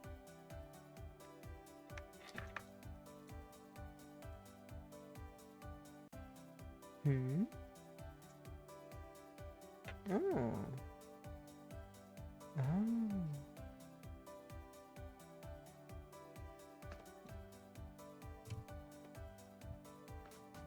That sucks. Sorry, I'm checking in my I know phone a thing again. or two about losing friends myself. Sometimes people are only meant to be in your life for a short time. At least that's the mentality I have. That's true. It's just so hard to make friends as an adult. And it's even harder to maintain those friendships. Mood. Let's treasure our friendship while it lasts, okay? I want to make the most of it. Cassandra raises her glass and then takes a massive gulp of beer, nearly finishing it in one go. Insane. Your drinking skills are almost as impressive as your bowling skills, so you try your best to keep up. Please don't get wasted. We have work tomorrow. You and Cassandra continue drinking at the bowling alley late into the night. Time flies as you have so much fun. Eventually, you stumble back home to your apartment. Waking up for work tomorrow is going to be a struggle. It's worth it. Cassandra seems like a kind and genuine friend. This isn't something that comes around often, especially for you. Numbness going up. I'm numb because of the beer, and also concerning. Wednesday, August 28th. Come on.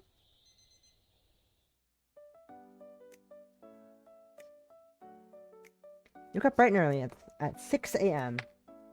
I have an hour to get to work. Scary. No need to dilly. You decide to get ready and head to work.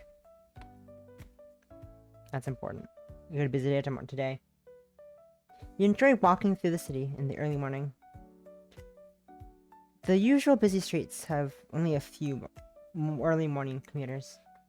Shops are opening for business and preparing for the rush of people grabbing something on their way to work. It's like the calm before the storm. As you approach the door to the coffee You notice that it has not yet opened up yet. You did get here a bit early, but you did not expect to be the first one. Just as you think you hear someone walking, just as you think you hear someone walking towards you from the alley. Good morning, princess. Hi. Good morning. Good morning, sleepyhead. You're Hope you hungover weren't as waiting out fuck. here too long. I was just taking care of some stuff in the back.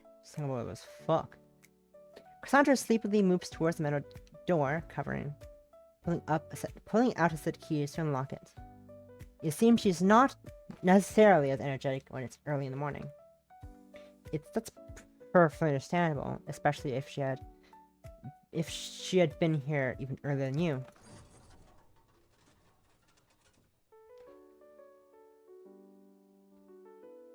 You went to the shop and are surprised to see everything set up already. Cassandra must work hard to be able to do all the openings tasks by herself. We're going to start getting a lot of customers soon, so you should get on the register. I still have some other things to take care This of. is gonna be fun. Coffee mini game time, I assume. Cassandra heads to the staff room as you head over to the cash register to prepare for the wave of customers. Just as you do that, you hear the entrance door open. Hi, Xavier. No, we're not. We're going to work. A difficult looking customer approaches. Welcome to coffee. Can I get a name for the order? Me, Brad. Me like coffee. Brad takes one of the to-go menus and looks at it with a blank expression on his face. You notice that his eyes are bloodshot red, and he also has a syringe stuck in his arm, dangling around like a dog wagging its tail. Brad's hungry. Brad's so hungry. Horrifying. He puts the menu in his mouth and begins to chew on it. Brad want big coffee in small cup. Crunch, crunch. Coffee big. Brad big. Brad want biscuit. Slurp, slurp. Brad stops chewing on the menu. This must be a sign that his order is complete. I tend to write down the order. Extra large? I probably want big coffee. Big coffee, Brad big. Brad want biscuit. Big coffee in small cup. Big coffee in small cup. So he wants a medium? It has a cup. Small cup. What kind of dark coffee? I want dark coffee. I want dark roast. Black coffee. Black. I want biscuit. Thank you for your business. I'll get to making that coffee right away. But hungry. I want coffee. You can help out the customers and as Cassandra creates the complicated order for Brad. Now Cassandra finishes the order. They give it to you and you call it the order number. Well done! You actually got your order right. Brad hands you a $5 bill and he walks off, smile on his face. Then you pocket it with Xavier and Cassandra are looking and continue assisting other customers. Drug money? $20! Whoa! We're getting rich. We're rich now. Not really. As the customer approaches. Welcome to coffee. Can I get a name for the order? Hello, my name is Harrison. I prefer to be called my spiritual name of Dr. Get Shardvasius Yithilakis Killington the 14th. The 4th. Harrison takes a strange looking monocle and begins to survey the menu through it. Preposterous! This menu has no class, no style, nothing! I shall not choose one of these horrendous options. Instead, I shall have you, my humble servant, choose a small drink for me. It must be dairy-free, gluten-free, vegan, and have no GMO products. Make sure to pick a drink with class as well. I don't want to be mistaken for a commoner. Harrison crosses his arms and waits for you to come up with an order for him. Alright, then write down your order. Okay. What the fuck is a quart? What the fuck is a quartado? What the fuck is a quartado? A Spanish beverage consisting of espresso mixed with roughly equal amounts of warm milk. No. A cappuccino has milk, right? It needs to be vegan, GMO free, an Americano. The fuck's an Americano?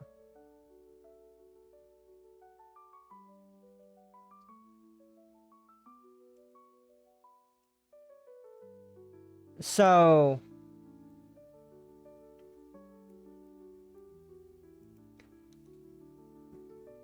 everything but Americano has milk in it. It needs to be dairy-free, gluten-free. Have a fucking Americano, motherfucker. What kind of milk? Vegan? Almond.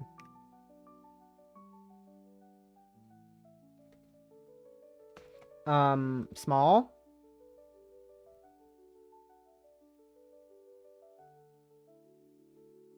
What are you doing? But fuck it, I don't care. Thank you for your business. This is me playing the game. I'm cheating. I don't care. Away. No, okay, I'm cheating. Okay.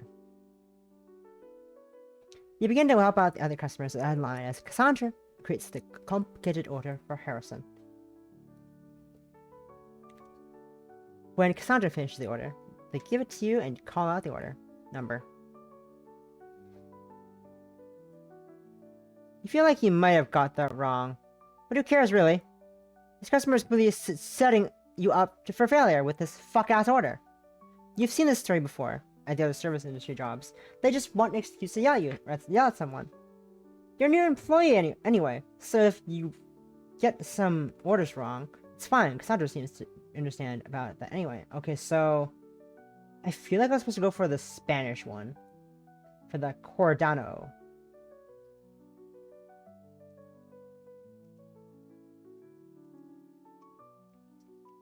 Let's go back though. I wanted the drug money. It's wrong! It's all wrong! My day is absolutely ruined! Huh? Harrison asks for the manager and you direct him to Cassandra. They begin to scream at her for a solid 10 minutes straight as she smiles and apologizes repeatedly. You pretend not to notice and continue assisting other customers.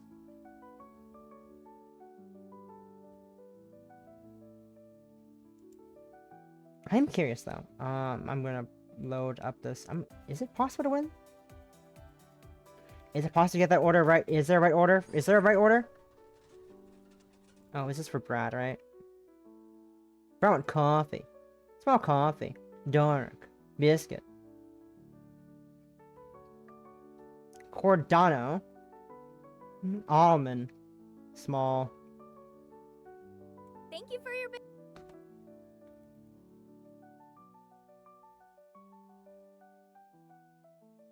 Okay, so that was the correct answer.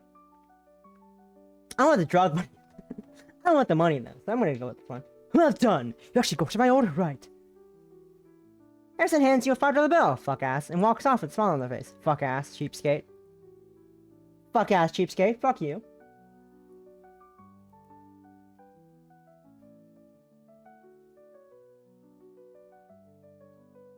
I do when customer approaches. Welcome to coffee. Can I get a name for the order? Fuck ass cheapskate. A gaudy lady with a very annoying small dog in her oversized purse walks up to the counter and the order. You would point out the sign that says no pets allowed that was on the front door, but she looks highly problematic, so it would probably only cause more issues. Hey girlie, I'm Pamela, and this is my little girl, sweetheart.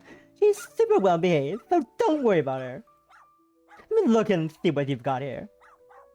The dog barking is starting to drive you absolutely insane. To keep your customer service smile going. You also wonder why every problematic customer introduces themselves to you. Does that mean they're all regulars? Which means they are coming back and you have to see them again. Oh no! Okay, I'll get a tall iced coffee with half and half and 4 pumps of vanilla syrup. Tall iced, half and half, 4 pump. Oh whoops! Starbies, my bad. I don't know what tall is with over drink size, but you can figure that out. Also, I want a cream on the side of my pup. The fuck's a tall? The fuck's tall? The fuck's a tall? Is that a fucking medium? The fuck's a tall?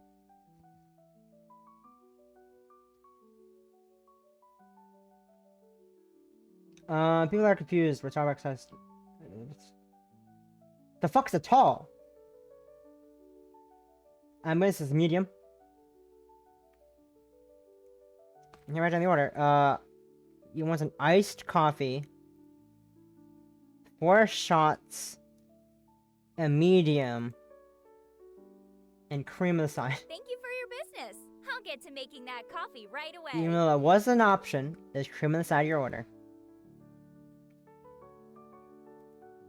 The end of the customer the line is Cassandra continues to complicate the order for Pamela. After Cassandra finishes the order, they give you the call out order number. Well done! You actually got your order right. Pamela hands you a $5 bill and walks off a smile on her face. Walking in without Xavier and concern looking. $30 a pog! Yay! We're rich. $30 rich. Pog.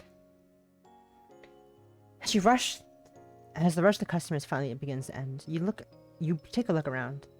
Looks like it's already evening again. The nice part of working a busy shift is that the time goes by incredibly fast. Tiringly though. The bad part is that you are completely exhausted. After finishing up your closing tasks, you say goodbye to Cassandra and Xavier and head home. Mood. Big mood. Big mood. After showering and eating dinner, you still have a bit of energy before going to bed. Well, actually, not really, but you'll be damned if you go an entire day without doing anything for yourself. This forces you to take the energy into existence. Do your skincare routine. Catch on reading. I think we're gonna do our reading. I should do some reading. I'm curious what happens next in this book anyway. Yay! Read Yuri. Read Yuri. You get to take out a novel while curling up into bed. It's super comfortable, which also makes it really hard to concentrate on the book. Eventually, you drift off to sleep with the book in your hand. Oh well, that's fine. At least I got to sleep. At least I got some rest, which is important. Man, guys, has it been an hour to 90? Has it been 60 to 90 minutes yet? I think it's past 60 to 90 minutes. Smiley face. You wake up at around 8 a.m. Luckily, your shift doesn't start as early today. It's really nice to be able to wake up before your alarm goes off. After getting ready and eating a small breakfast, you head out to go to work.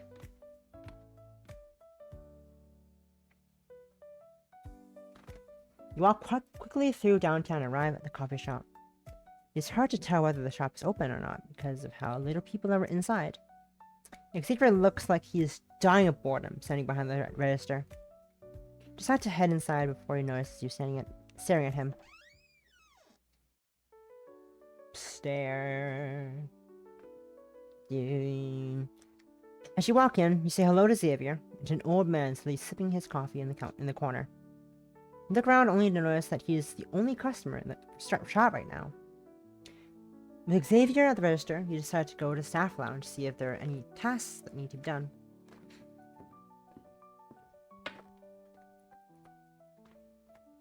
Looks like Cassandra's taking an early break. Probably because of how little there is to do right now. You can't tell if she's sleep deprived or just a very sleepy person in general. Even though her eyes are open, you can tell that her mind is elsewhere, especially because she hasn't noticed you at all. You just has to quietly walk over to the computer and see what tasks are available. Main task: mop the floor, check inventory. I'm gonna mop the floor. You sneak out of the staff lounge just in case Cassandra's alarm goes off and she wakes up. It would be bad if she thought you were watching her sleep. Alright, what tasks should I do today? I don't think I know enough about inventory.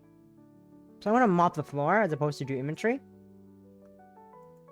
That's probably gonna tire me out though if I do that. Mop the floor though. I'm mopping the floor.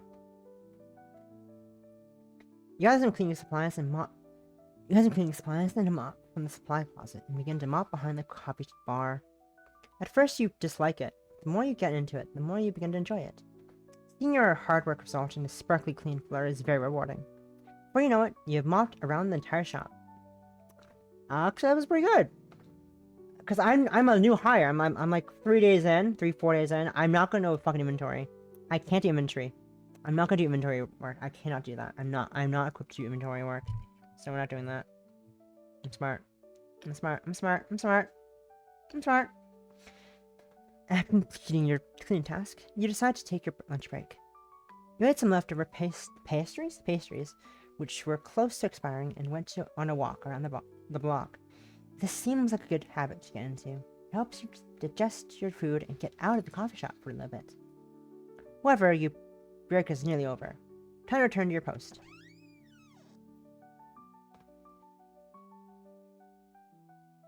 Looks like nothing much has changed. The shop still seems to be slow in business. You look around and do not see Cassandra anywhere. She must be working on some stuff in the staff room. That may be giving her too much credit. She's probably just nodding off while pretending to look busy. Hey, Princess. Cassandra told me that you can leave now. I'm going to leave soon myself, but I still have a few things to take care of. Okay, bye, Well Xavier. then, guess I should head home. Bye, See you Xavier. tomorrow. Bye. Looking forward to it. Bye, Have a good rest of your dude. day. Bye, man thing. I'm joking. You need to walk towards the direction of your apartment. However, you begin to have second thoughts, which, much like the last time you got out of work early. I already visited the park. Perhaps I should take a walk around the city. Now seems like a good time as any. Time to meet the other male interest, I assume. Big Noodle! Big Noodle. Talkie. After walking around the town for a while, you wander into an upscaled convenience store. Usually you like to grab a snack and sit at a table and people watch through the large windows. Today you kind of just wandered in here on a whim. You already ate some leftover pastries in the coffee shop. It's been a while since you've been here, though. The only reason you came here before was because it was too close to your previous job. It was close to your previous job, not too close. It was just close. And you walk up and down the aisles looking at new items they have, and you notice something. A man is looking at you through the corner of his eye. Once he sees you notice this, he begins to approach. What's a fine lady like you doing here all by yourself? Disgusting. First of all, that has got to be one of the worst pickup lines I have ever heard. Ew. I hate it. Second of all, I'm shopping for groceries. Is that really so strange to do alone? Okay, you got me. That was a super lame line. I just couldn't think of anything better to say. You're weird.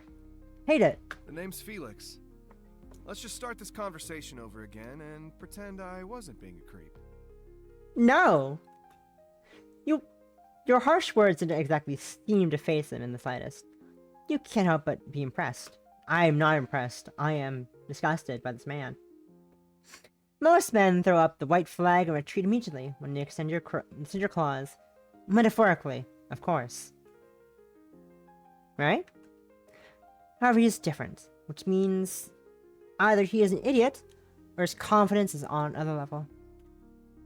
Probably some mix of both of these things. Okay, I guess I'll give you one redo. Try asking a more normal question this time. Okay, what is your name? How long have you been in the city? Weird. People call me Princess. I ran away from home when I was 16 and moved here. So I guess I've been here for 5 years now? we're just gonna give our life story to people? Okay, then. Time started flying as soon as I left my hometown. Probably just because I've been focused on making it to tomorrow. Ma'am? This is a stranger you just met. This is a lot of information given. What the fuck? Oh, wow. I actually had a pretty similar experience. My folks kicked me out at 17. I worked a bunch of odd jobs until I got my current gig as a bartender. These are just possum. And hydrate. I'm out of water. Be right back. Some water.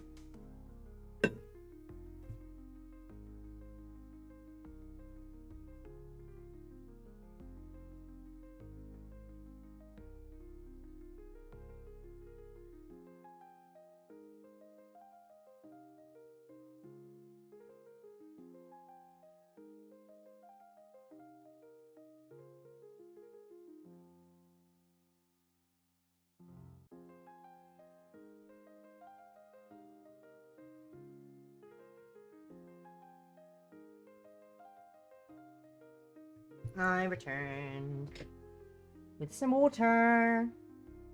Be here for the hydrate possum.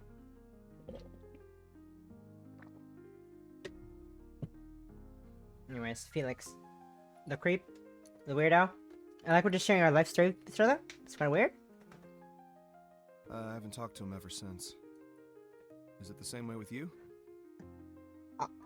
We just met this man. We're just dropping our life story on him. And he's dropping his life story on me.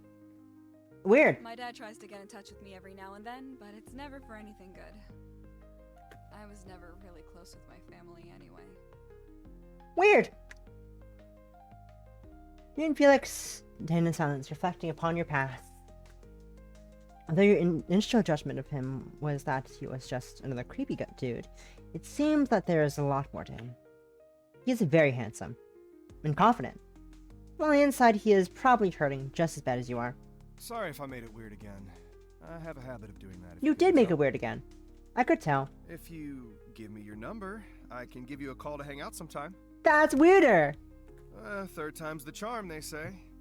I just need one more chance, and I promise to be as normal as possible.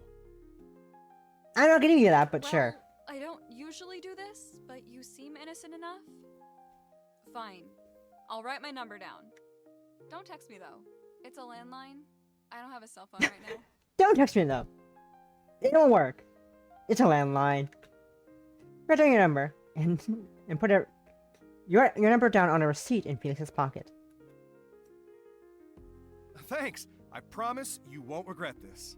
I am going to. Goodbye. Overjoyed. Flashes you with a smile and then prances out of the store like a schoolgirl. You can't help but be flattered how you can't help but be flattered and how happy he was to get your phone number. Only time will tell if his intentions with you are what his intentions with you are, but he seems very much different than the usual creeps that hit on you. It wouldn't be fair if you didn't at least give him a chance. You did give him a chance. I did. It's weird. After walking around for a little bit longer and people watching out of the window, I decided to head back to your apartment.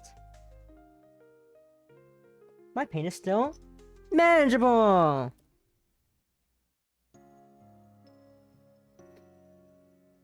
After getting home, after catching up, we haven't fucking this guy. Relaxing for a while, in your living room, you heat up some frozen. You heat some frozen from your freezer and ponder what you should do this evening. As you do this, you think about visiting one of your friends. I should give someone a call and see if they want to hang out. I too love heating up some frozen. My favorite type of dinner is frozen. Is that yours too? I love messing with frozen. Who should you ask out? Let's hang out with Jane, the cutie. The cutie who develops some plot. The game pointed out, not me. The game the game brought attention to the fact that she has 2 good plot points that were not there in high school. Not me. The game brought it up first. Don't judge me. After thinking it over, you decide to give Jane a call. It's been long enough since you got getting your number. You begin dialing it up. It's not stuck inside your memory. Perhaps for a reason. Hey Jane, this is Princess. Would tonight be good for us to get properly reacquainted? For sure. I just got back from work, so I'm relaxing at home. If you're down for it, I know a really cool nature spot where we can watch the sunset. I love sunset watching. That sounds super cute. I would love to do that. It does sound super cute. Okay, awesome. Meet me at the national park near the south Hey, side yo. of town. Hurry before the sunset. Hey, yo, National Park? Hog? National Park? In Virginia? What's the National Park in Virginia? Luckily, you already live near the south side of the town, so it's not too far of a walk from here. If you leave now, you'll get there in around 10 minutes. You decided it would be best to head over right now to get there before she does. There's still a little while until the sun will fully set, but you don't have anything better to do. You follow the side streets into your neighborhood in the opposite direction as usual. This path usually takes you into downtown, but today you're walking the other way to go out of town. Getting out of town is a lot shorter of a walk than your usual route. It sucks having a longer commute, but it is well worth it for the lower rent. Oh, she's cute! I love this. Princess, you made it just in time. Cute! I love the outfit. Adorable. Thummy. Judging from her bored expression before seeing you, it's safe to assume Jane has been here for a while. Perhaps she was already here when you got the call when you called her. You got here really early, didn't you, Jane? Wait, how did you know that? Well, you are right on that one. To tell you the truth, I was here when I called you earlier. What?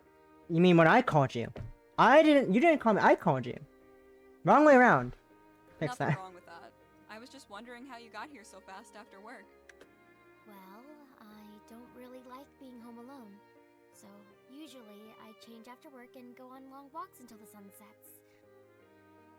Let us lie. That's weird. That's pretty normal. That's pretty fucking normal.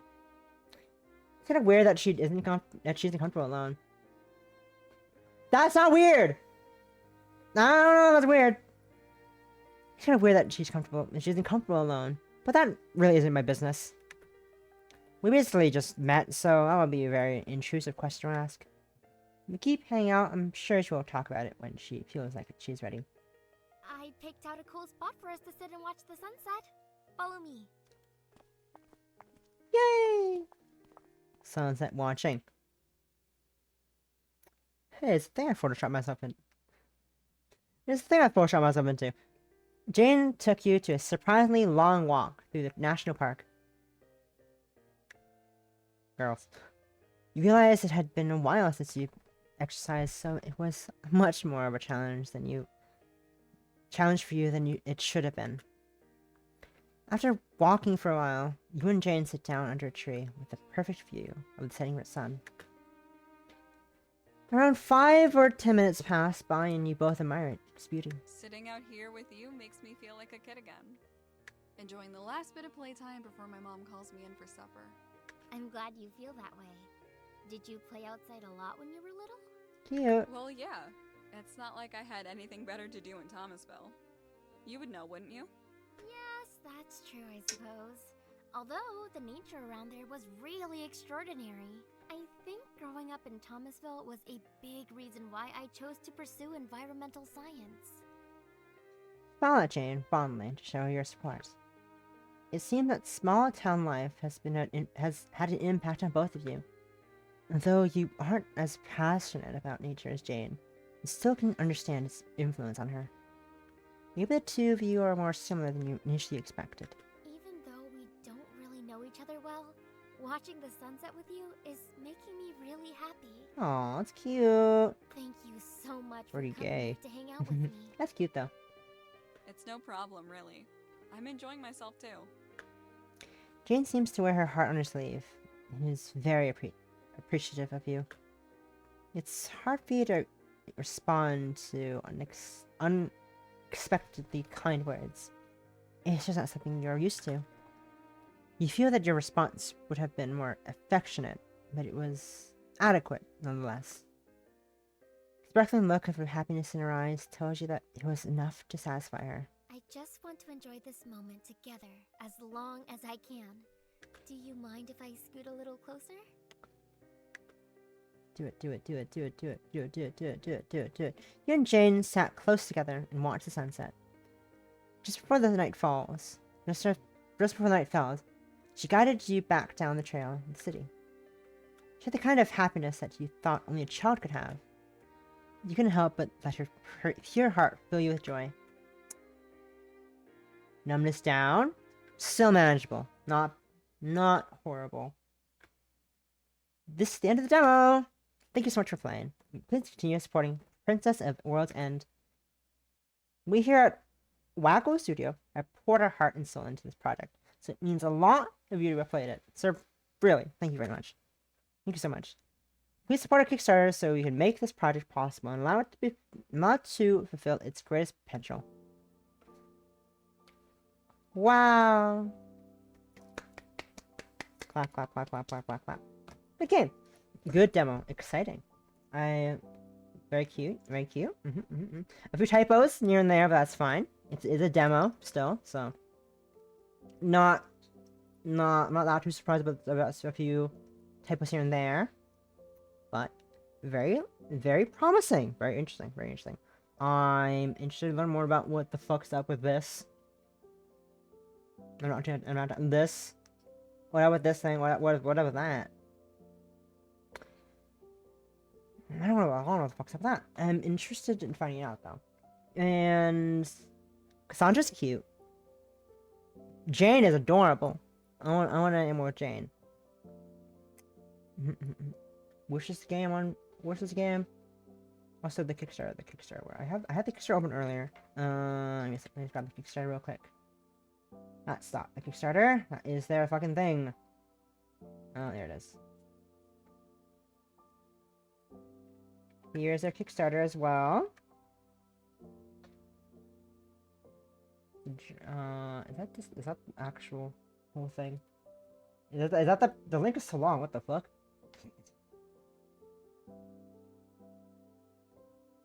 Here's our Kickstarter. The giant Kickstarter. This doesn't feel right for a link to be that long, but I guess that's correct. That's what I'm getting.